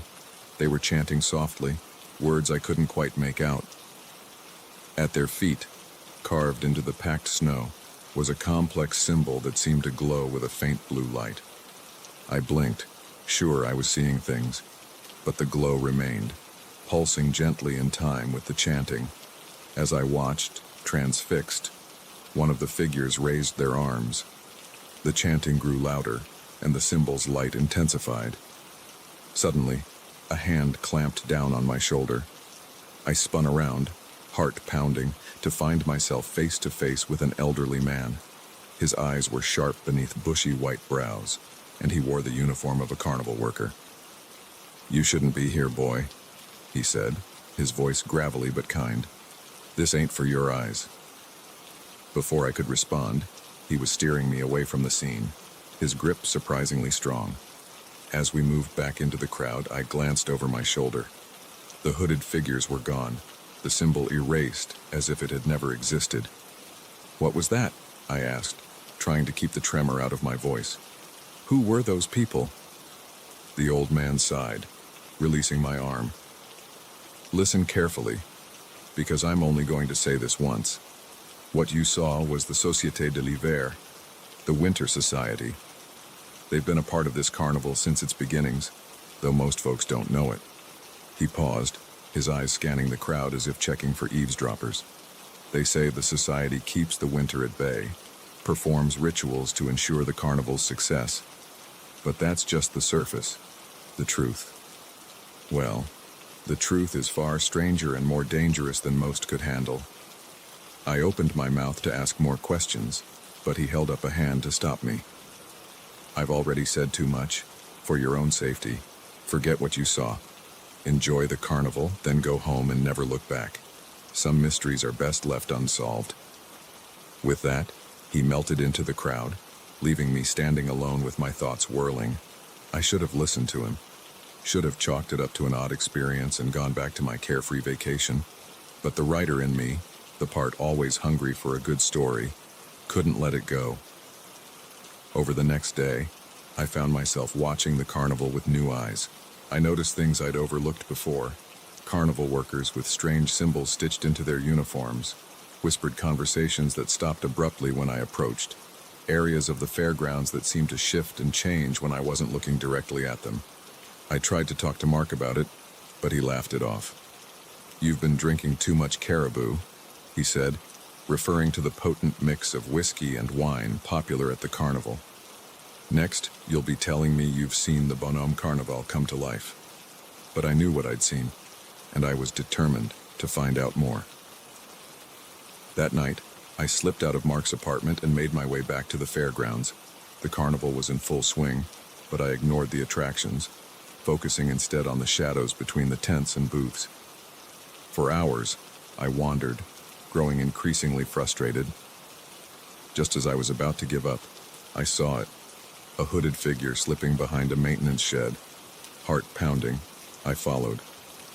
Behind the shed was a door I hadn't noticed before, carved with the same symbol I'd seen in the snow. The figure touched it, murmured something I couldn't catch, and the door swung open. Without thinking, I darted forward, slipping inside just before it closed. I found myself in a long, dark corridor that seemed to slope gently downward. The walls were made of packed snow and ice, glowing faintly with that same otherworldly blue light. I could hear chanting in the distance, growing louder as I crept forward. The corridor opened into a vast chamber, and I had to stifle a gasp. Dozens of hooded figures stood in concentric circles around a central dais. On the dais stood an imposing figure in ornate robes, their face hidden behind an intricate mask that looked like it was carved from ice. "Brothers and sisters of the winter," the masked figure intoned, their voice echoing unnaturally in the chamber. "The time of the great frost approaches. Soon, we will open the way for the Ice Queen to return to our world." A chill ran down my spine that had nothing to do with the frigid air. I pressed myself against the wall, trying to make sense of what I was hearing. "For centuries, we have kept the balance," the leader continued. "We have held back the eternal winter, allowing the world its seasons. But the time of mankind's dominion is ending. The Ice Queen calls, and we must answer." The chanting grew louder, and the blue glow intensified. To my horror, I saw the air in the center of the chamber begin to ripple and tear. Through the growing rift, I caught glimpses of a world of endless ice and snow, of crystalline spires that stretched into a starless sky. A figure began to emerge from the portal, tall, inhumanly beautiful, with skin like fresh snow and eyes that gleamed like glaciers. The Ice Queen, I realized with a jolt of terror. In that moment, my foot slipped on the icy floor. I stumbled, catching myself against the wall with a soft thud. It wasn't much, but in the charged atmosphere of the chamber, it might as well have been a gunshot. Every head turned in my direction. I saw eyes glowing with a cold, alien intelligence beneath those hoods, and I ran. I burst out of the hidden door, sprinting through the carnival. Behind me, I could hear shouts and the pounding of feet. The cheerful lights and sounds of the festival became a nightmarish blur as I dodged through crowds and leapt over barriers. I don't know how long I ran, or how I managed to lose my pursuers. By the time I felt safe enough to stop, I was in a quiet residential area far from the fairgrounds, my lungs burning from the frigid air. I made my way back to Mark's apartment in a daze, my mind reeling from what I'd witnessed. I knew I couldn't stay. The Winter Society would be looking for me. I packed my bags and left a note for Mark, making up an excuse about a family emergency. As I waited for a taxi to the airport, snow began to fall. But these weren't the light, cheerful flakes of the past few days. These were heavy and relentless, driven by a wind that howled with an almost human voice. I thought of the rift I'd seen, of the Ice Queen stepping into our world. What had I set in motion by interrupting their ritual? Would anyone believe me if I tried to warn them? The taxi arrived, and as we drove through streets already white with fresh snow, I made a decision. I would write it all down, everything I'd seen and heard. Maybe someone would believe it. Maybe it would help when the eternal winter came. Because I knew, with a bone-deep certainty, that it was coming. The carnival's cheerful facade had cracked, revealing the ancient and terrible forces that had always lurked beneath. And as the snow fell harder, blanketing the world in white, I couldn't shake the feeling that this might be the last winter that ended, and the first of an endless, frozen future.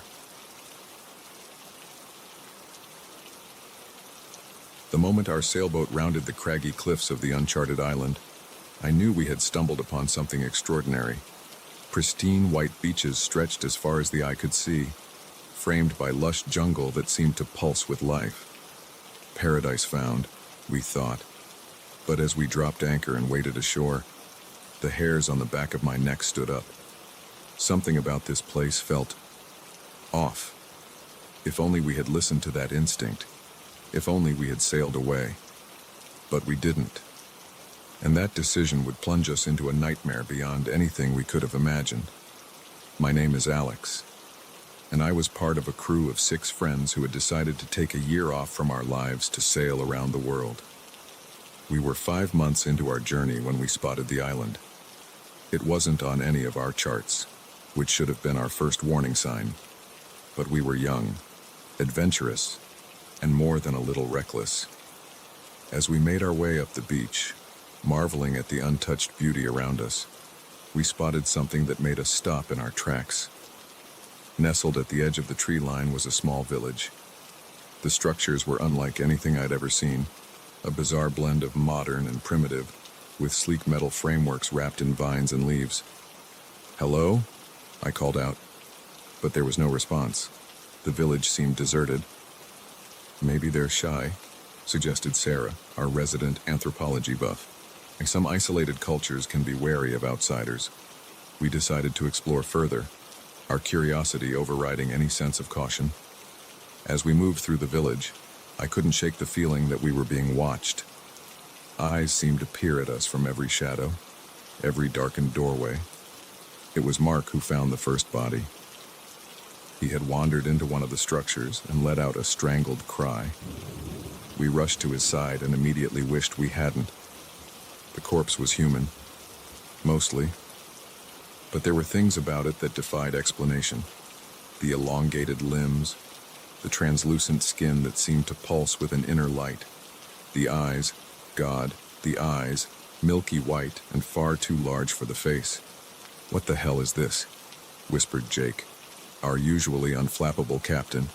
Before anyone could respond, we heard it, a low, rhythmic chanting coming from deeper in the jungle. Without discussion, we moved towards the sound, drawn by a compulsion none of us could explain. We emerged into a clearing and froze. Dozens of figures stood in concentric circles around a stone altar. They looked human at first glance, but upon closer inspection, we saw that they all shared the same otherworldly features as the corpse. On the altar lay a woman, a normal, human woman. She was alive but seemed to be in some kind of trance. The chanting grew louder, more frenzied. One of the creatures stepped forward, raising a crystalline dagger that glowed with an inner light. "We have to do something," Sarah hissed. But before we could move, the creature plunged the dagger into the woman's chest. There was no blood. Instead, a blinding light erupted from the wound. The woman's body began to contort and change, her features morphing to match those of her captors. The shock of what we had witnessed broke whatever spell had been holding us in place. We turned and ran, crashing through the underbrush, desperate to get back to our boat and away from this insanity. But we didn't make it far. Strong hands grabbed us from behind, dragging us back towards the village. I fought with every ounce of strength I had, but it was like trying to wrestle with living stone. We were brought before what I can only describe as their leader. He was taller than the others, with skin that shimmered like mother of pearl, and eyes that seemed to hold galaxies. "Welcome," he said, his voice resonating in a way that made my teeth ache. "We've been expecting you." Jake, always the brave one, spoke up. "What are you? What do you want with us?" The leader smiled, revealing teeth that looked more like polished crystals than bone. "We are the future of humanity, the next step in evolution. And you, my friends, are going to help us bring that future to the rest of the world." Over the next few hours, we learned the horrifying truth. This island was home to a cult that had discovered a way to transcend humanity. Through a combination of genetic manipulation and what they called cosmic energy, they had transformed themselves into something they believed was superior to normal humans. But there was a catch. The process required a constant influx of new human DNA. They had been luring ships to the island for years, using the crew members as raw material for their twisted experiments. "You should be honored," the leader told us. "You're going to be part of something greater than yourselves. You'll shed your limited human forms and become like us. Immortal, powerful, divine."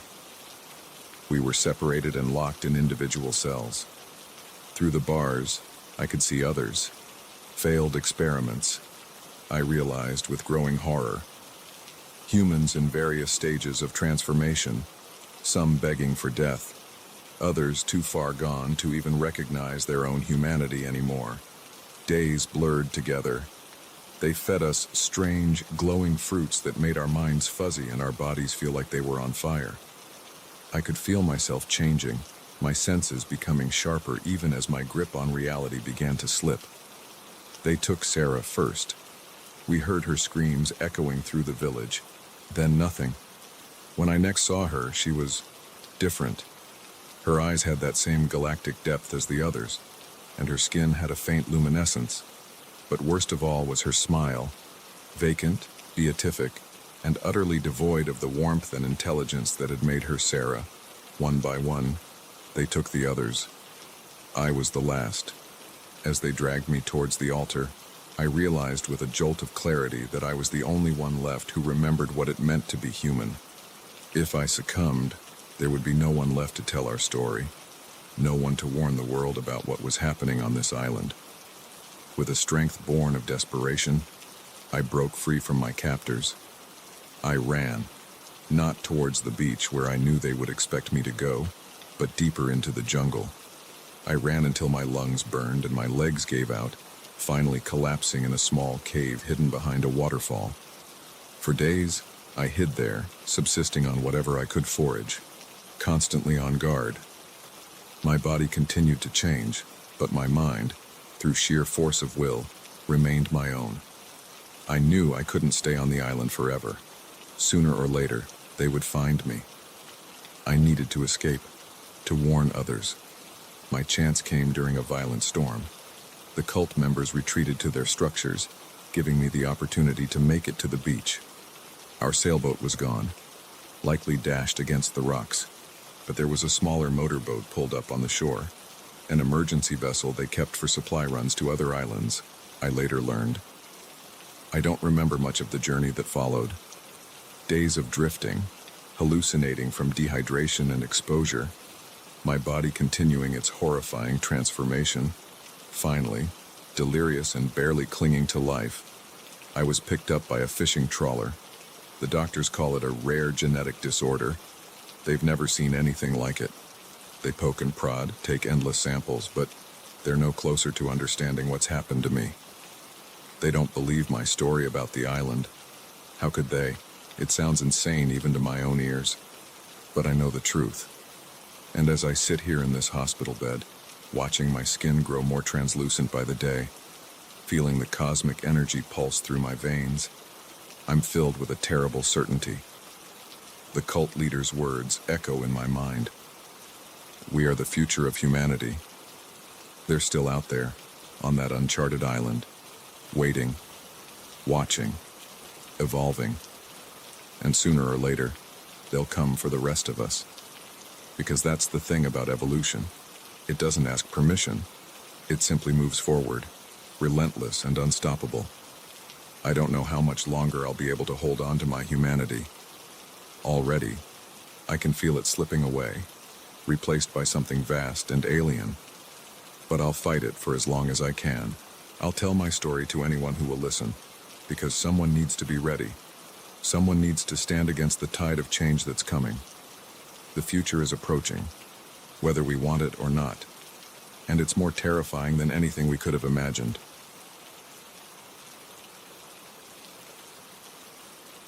The headlights of the truck ahead of me winked out as it turned off the lonely highway and into a dense forest. I hesitated for a moment, my hands tightening on the steering wheel. This wasn't part of my usual route, but curiosity got the better of me.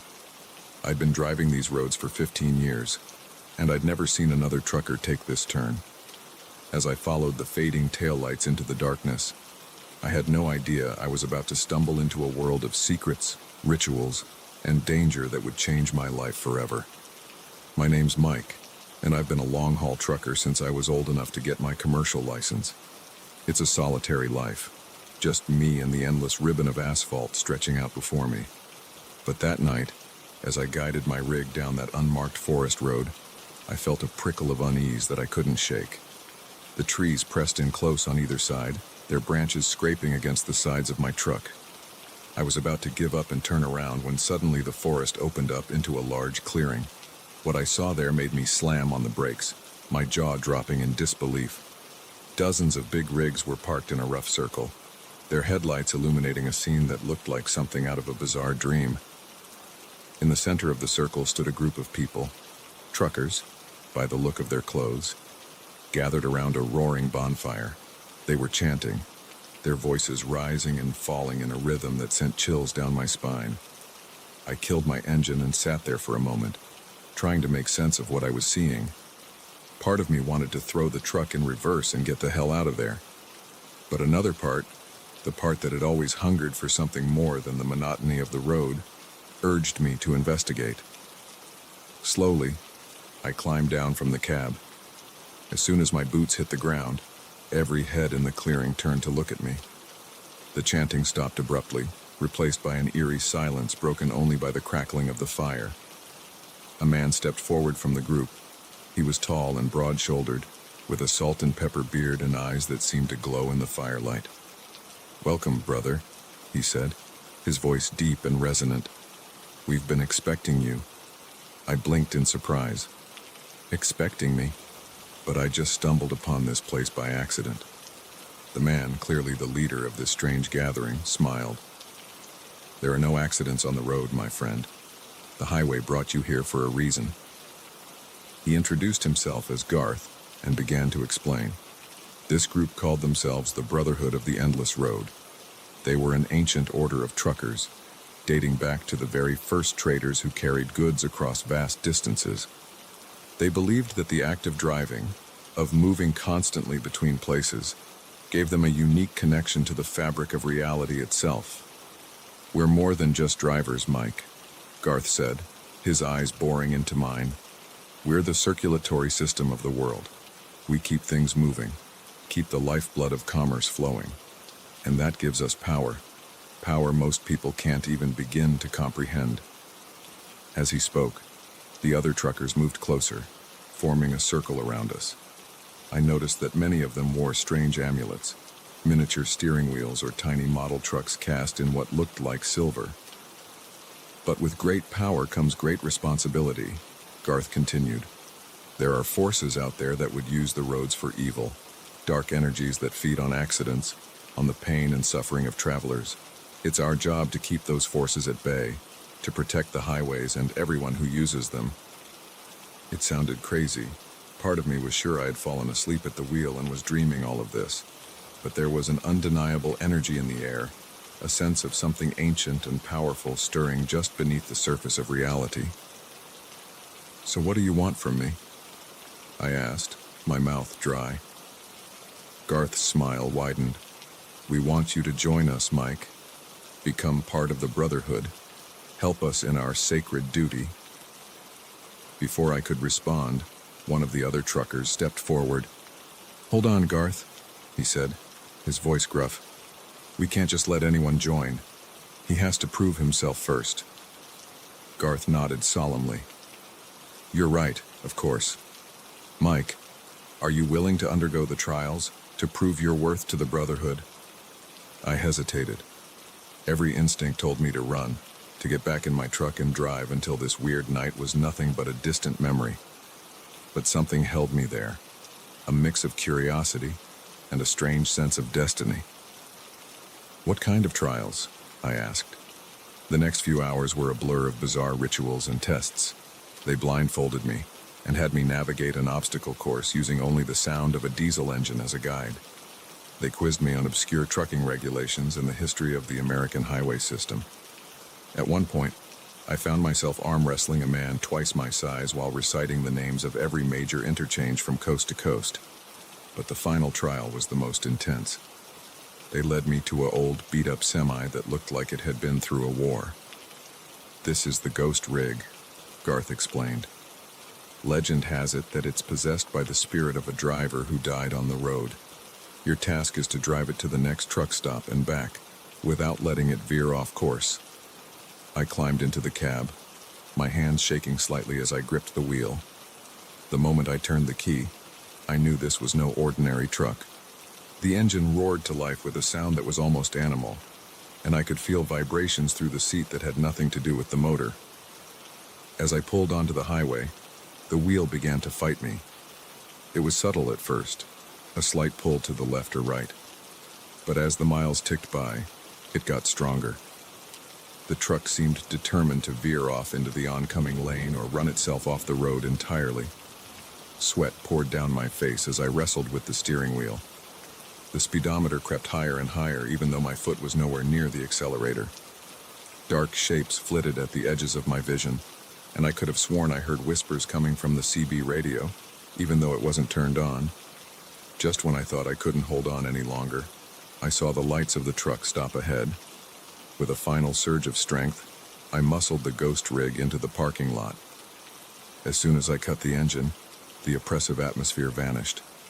I sat there for a moment, my shirt soaked with sweat, my arms trembling from the effort. The drive back was almost eerily calm in comparison. When I pulled back into the clearing, the Brotherhood erupted in cheers. I stumbled out of the cab on shaky legs, only to be engulfed in a sea of backslaps and handshakes.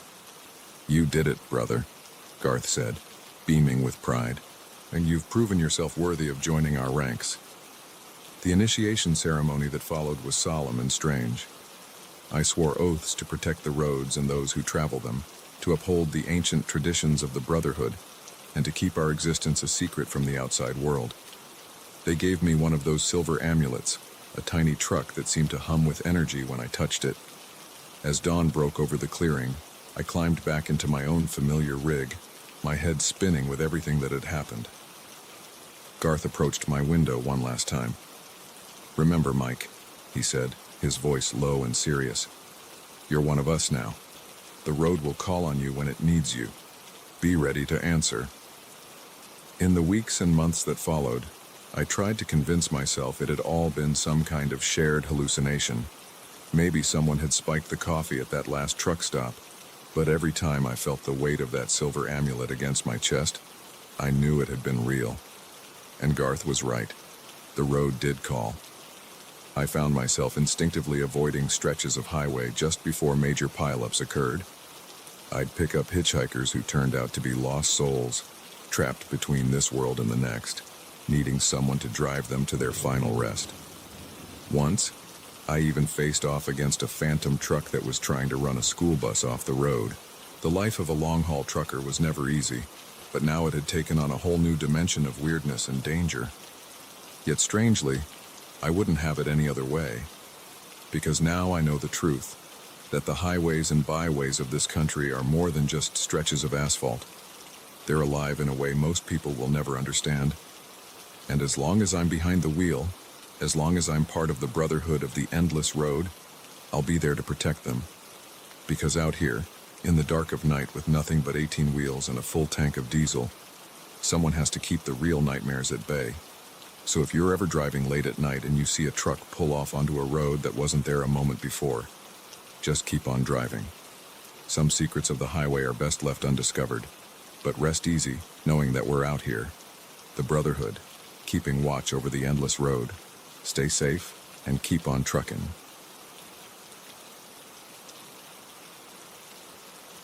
The first time I saw them, I thought they were just fellow skiers enjoying the pristine slopes of Lake Louise. But as the sun dipped below the jagged peaks, casting long shadows across the snow, I realized something was terribly wrong. They moved in perfect unison, their dark forms stark against the white landscape, and their eyes seemed to glow with an inner light that had nothing to do with the fading daylight. That's when I knew this wasn't a ski trip anymore. This was a hunt, and I was the prey. My name is Emma. And what started as a solo cross-country skiing adventure in the Canadian Rockies turned into a nightmare that still haunts me to this day. I'd always been an avid skier, but this was my first time tackling the backcountry trails of Banff National Park alone. The first 2 days were exhilarating. Pristine powder, breathtaking views, and the profound silence that only comes when you're truly alone in the wilderness. On the third day, I decided to push myself, venturing further into the park than I'd originally planned. The weather was perfect, crisp and clear, and I felt invincible as I glided through the snow-laden forest. It was late afternoon when I first noticed them. Just a glimpse at first. Dark figures moving between the trees, almost too fast to track. I paused, squinting against the glare of the sun on snow.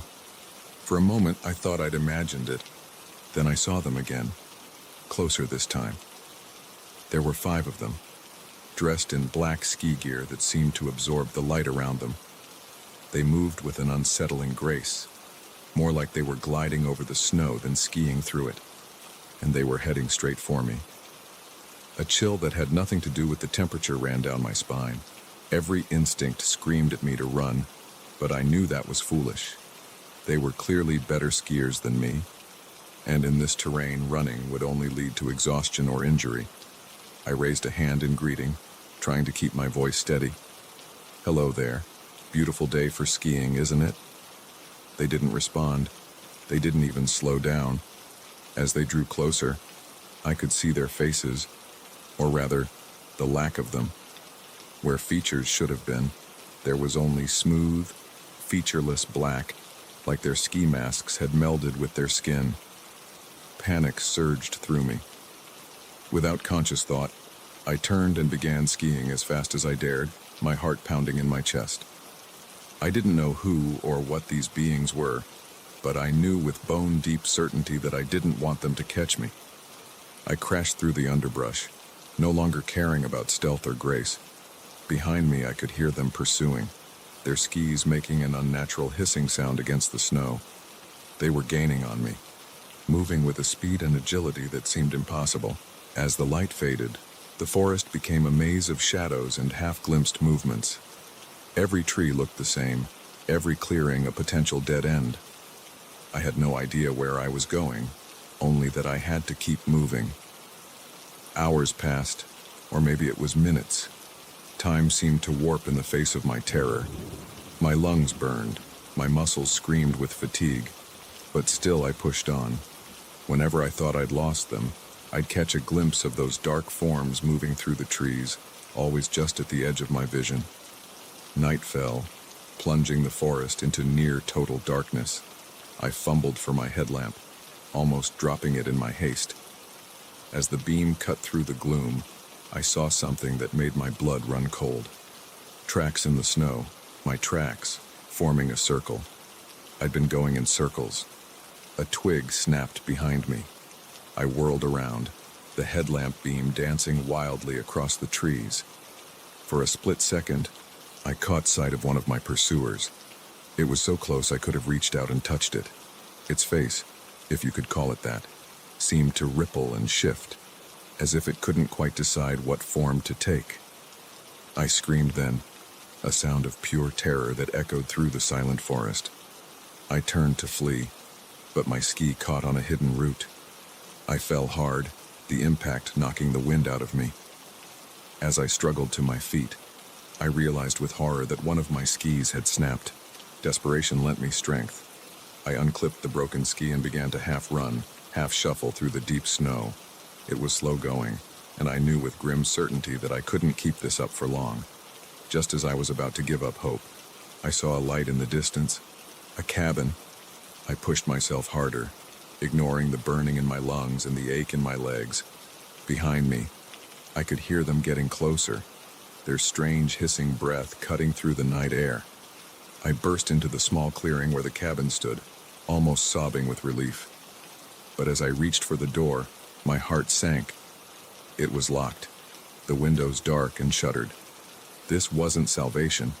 It was just another dead end. I turned to face my pursuers, my back pressed against the cabin door. They emerged from the tree line one by one, their dark forms seeming to absorb what little light there was. They moved slowly now, almost leisurely, as if they knew they had me trapped. As they drew closer, I could feel a strange energy emanating from them, a cold that went beyond physical sensation. It was like standing at the edge of a void, feeling reality itself start to unravel. The leader, at least, I assumed it was the leader, stepped forward. Its face rippled and shifted, settling into a grotesque approximation of human features. When it spoke, its voice was like ice cracking, sending shivers down my spine. "Emma," it said, my name sounding wrong in its mouth. "We've been waiting for you." "What are you?" I managed to ask, my voice barely above a whisper. "What do you want from me?" The thing's mouth stretched into what might have been a smile on a human face. On it, the expression was terrifying. "We are the Winterkin," it said. "As for what we want you to join us, of course, to become one with the winter, as we have." It reached out a hand, and I saw that its fingers ended in sharp and icy points. "The process is uncomfortable," it continued. "But afterwards, you'll understand. You'll be free from the limitations of your fragile human form. You'll never feel cold or fear or pain again." I pressed myself harder against the door, trying to put even an inch more distance between us. "And if I refuse?" The thing's smile widened, revealing teeth like icicles. "Oh, Emma, what makes you think you have a choice?"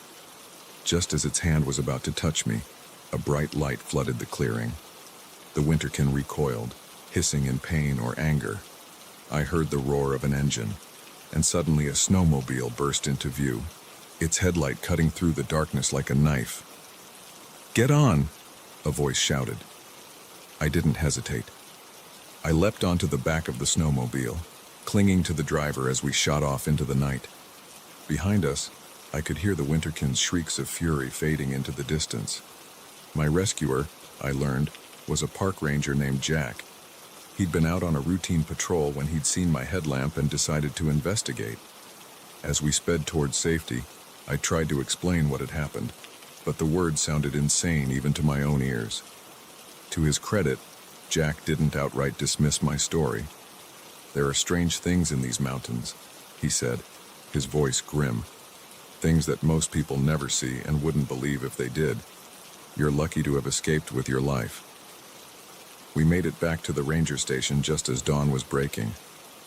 As the first rays of sunlight touched the snow-capped peaks, I felt the terror of the night begin to recede. But I knew I would never forget what I'd seen, what I'd almost become.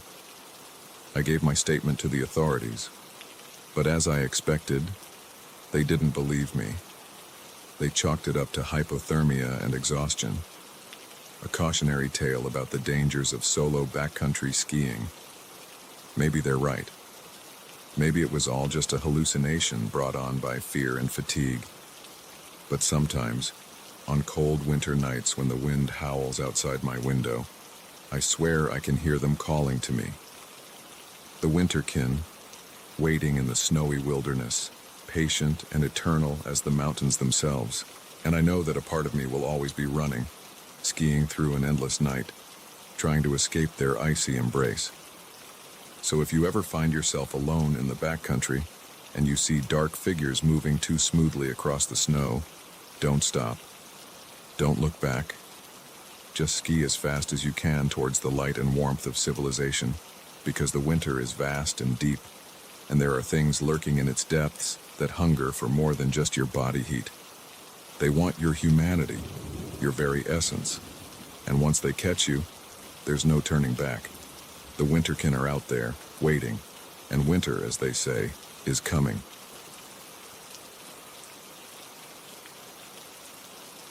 The first call came at exactly 2:17 a.m. I remember because I just glanced at the clock, wondering if I should give up on sleep altogether. The shrill ring pierced the silence of the cabin, making me jump. Who could be calling at this hour? As I reached for the phone, a chill ran down my spine. I didn't recognize the number, but something told me this wasn't a wrong number or a drunken friend. When I answered, The voice on the other end confirmed my worst fears. "I can see you," it whispered, low and menacing, "and I'm coming for you." My name is Alex, and what was supposed to be a relaxing week alone in a remote cabin turned into a nightmare that still haunts me to this day. I'd rented the place on a whim, needing to escape the chaos of city life and finally finish the novel I'd been working on for years. It seemed perfect. No Wi-Fi, no cell service, just me and the great outdoors. The rental agent had given me a strange look when I said I wanted to stay there alone, but I brushed it off. I was a city kid after all. What did I know about the quirks of small-town folk? The first couple of days were blissful. I'd wake up to the sound of birds chirping, spend my mornings writing on the porch, and my afternoons hiking the nearby trails. By night, I'd curl up by the fireplace with a good book, relishing the silence that was so hard to find back home. But on the third night, things changed. I'd gone to bed early, hoping to get an early start on writing the next day. I tossed and turned for hours, unable to shake the feeling that something was off. That's when the phone rang. After that first chilling call, I tried to convince myself it was just a prank. The cabin had a landline for emergencies, but surely no one knew I was here. I unplugged the phone and tried to go back to sleep, but every creak of the old wooden structure, every rustle of leaves outside set my nerves on edge. Morning came, and with it, a semblance of normalcy. In the light of day, my fears seemed foolish. I plugged the phone back in, chiding myself for being so jumpy. I was halfway through my morning coffee when it rang again. This time, the voice was different. A woman, her tone urgent and terrified. "You need to leave," she said. "It's not safe there. They're coming." Before I could ask who they were, the line went dead. My hands shook as I put down the receiver. This was no prank. Something was very, very wrong. I started packing my things, my mind racing. Who was calling? Who was coming for me? And why? I was shoving clothes into my bag when I heard it. A car engine, growing louder as it approached the cabin. Relief flooded through me. Maybe it was the rental agent, coming to check on me. Or even the local police, responding to the strange calls. But as I looked out the window, my blood ran cold. It wasn't a car at all, but an old pickup truck, its paint faded and rust eating away at the edges. 3 men got out, each carrying what looked like hunting rifles. They didn't look like any police I'd ever seen. I ducked down, praying they hadn't seen me. Through a crack in the curtains, I watched as they spread out, circling the cabin with practiced efficiency. They moved silently, communicating with hand signals I didn't understand. My mind raced, trying to find a way out of this nightmare. The back door. If I could just make it to the woods, maybe I could lose them. I grabbed my bag and crept towards the kitchen, wincing at every creak of the floorboards. I had just reached for the door handle when a voice called out, "We know you're in there, city boy. Come on out and make this easy on yourself." Panic surged through me. How did they know who I was? What did they want? I remained frozen, unsure what to do. "Last chance," the voice called again. "Come out, or we're coming in." In that moment, I made a decision that would change everything. I yanked open the door and ran. The forest was a blur of green and brown as I crashed through the underbrush. Behind me, I could hear shouts and the sound of pursuit. A gunshot rang out, the bullet splintering bark inches from my head. This wasn't a game or a misunderstanding. These men wanted me dead. I ran until my lungs burned and my legs felt like jelly. The dense forest that had seemed so peaceful just yesterday was now a maze of potential hiding spots and deadly obstacles. Every root threatened to trip me, every branch to betray my position. As I paused behind a large tree, trying to catch my breath and get my bearings, I heard something that made my blood run cold. Dogs. They had dogs. The baying grew louder, and I knew I couldn't outrun them forever. That's when I saw it. A small cave entrance, half hidden by fallen leaves and branches. Without thinking, I dove inside. It was a tight fit, and the darkness was absolute. But at least it was a hiding spot. I don't know how long I lay there, barely daring to breathe. I could hear the men and dogs moving around outside, their voices drifting in and out of earshot. At one point, they came so close I was sure they'd find me. But gradually, the sounds faded. As silence fell, a new fear gripped me. What if they were just waiting me out? I couldn't stay in this cave forever. I needed help, but who could I trust? The strange calls came back to me. Someone had tried to warn me. But who? Gathering my courage, I peeked out of the cave. The forest seemed empty, but I knew appearances could be deceiving. I started making my way back towards the road, moving as quietly as I could, every sense on high alert. It was nearly dark by the time I reached the highway. I stuck to the tree line, not daring to expose myself on the open road. That's when I saw the lights of an approaching car. It was now or never. I stepped out, waving my arms frantically. The car slowed, and I saw it was an old station wagon driven by an elderly woman. She rolled down her window, concern etched on her face. "Are you all right, dear?" she asked. "You look like you've seen a ghost." I opened my mouth to explain, but where could I even begin? How could I make her understand the terror of the past few hours? Before I could speak, I saw another set of headlights approaching from the direction of the cabin. The pickup truck. They had found me. "Please," I begged the woman. "I need help. Those men are trying to kill me." To her credit, she didn't hesitate. "Get in," she said, reaching over to unlock the passenger door. I scrambled into the car just as the truck roared past. In the rearview mirror, I saw it screech to a halt and start to turn around. "Hold on," the woman said, her foot pressing the accelerator to the floor. The old station wagon surged forward with more power than I would have thought possible. As we sped down the highway, the woman introduced herself as Margaret. "I've been trying to warn people about those men for years," she said. "They prey on outsiders, people who won't be missed, but no one ever believes me." "You," I realized, "you were the one who called me." She nodded grimly. "I try to keep an eye on who rents that cabin. When I saw a young man from the city had taken it for a week, I knew you'd be a target. I'm just glad I got to you in time." We drove through the night, Margaret explaining more as we went. The men were part of a cult that had operated in these woods for generations.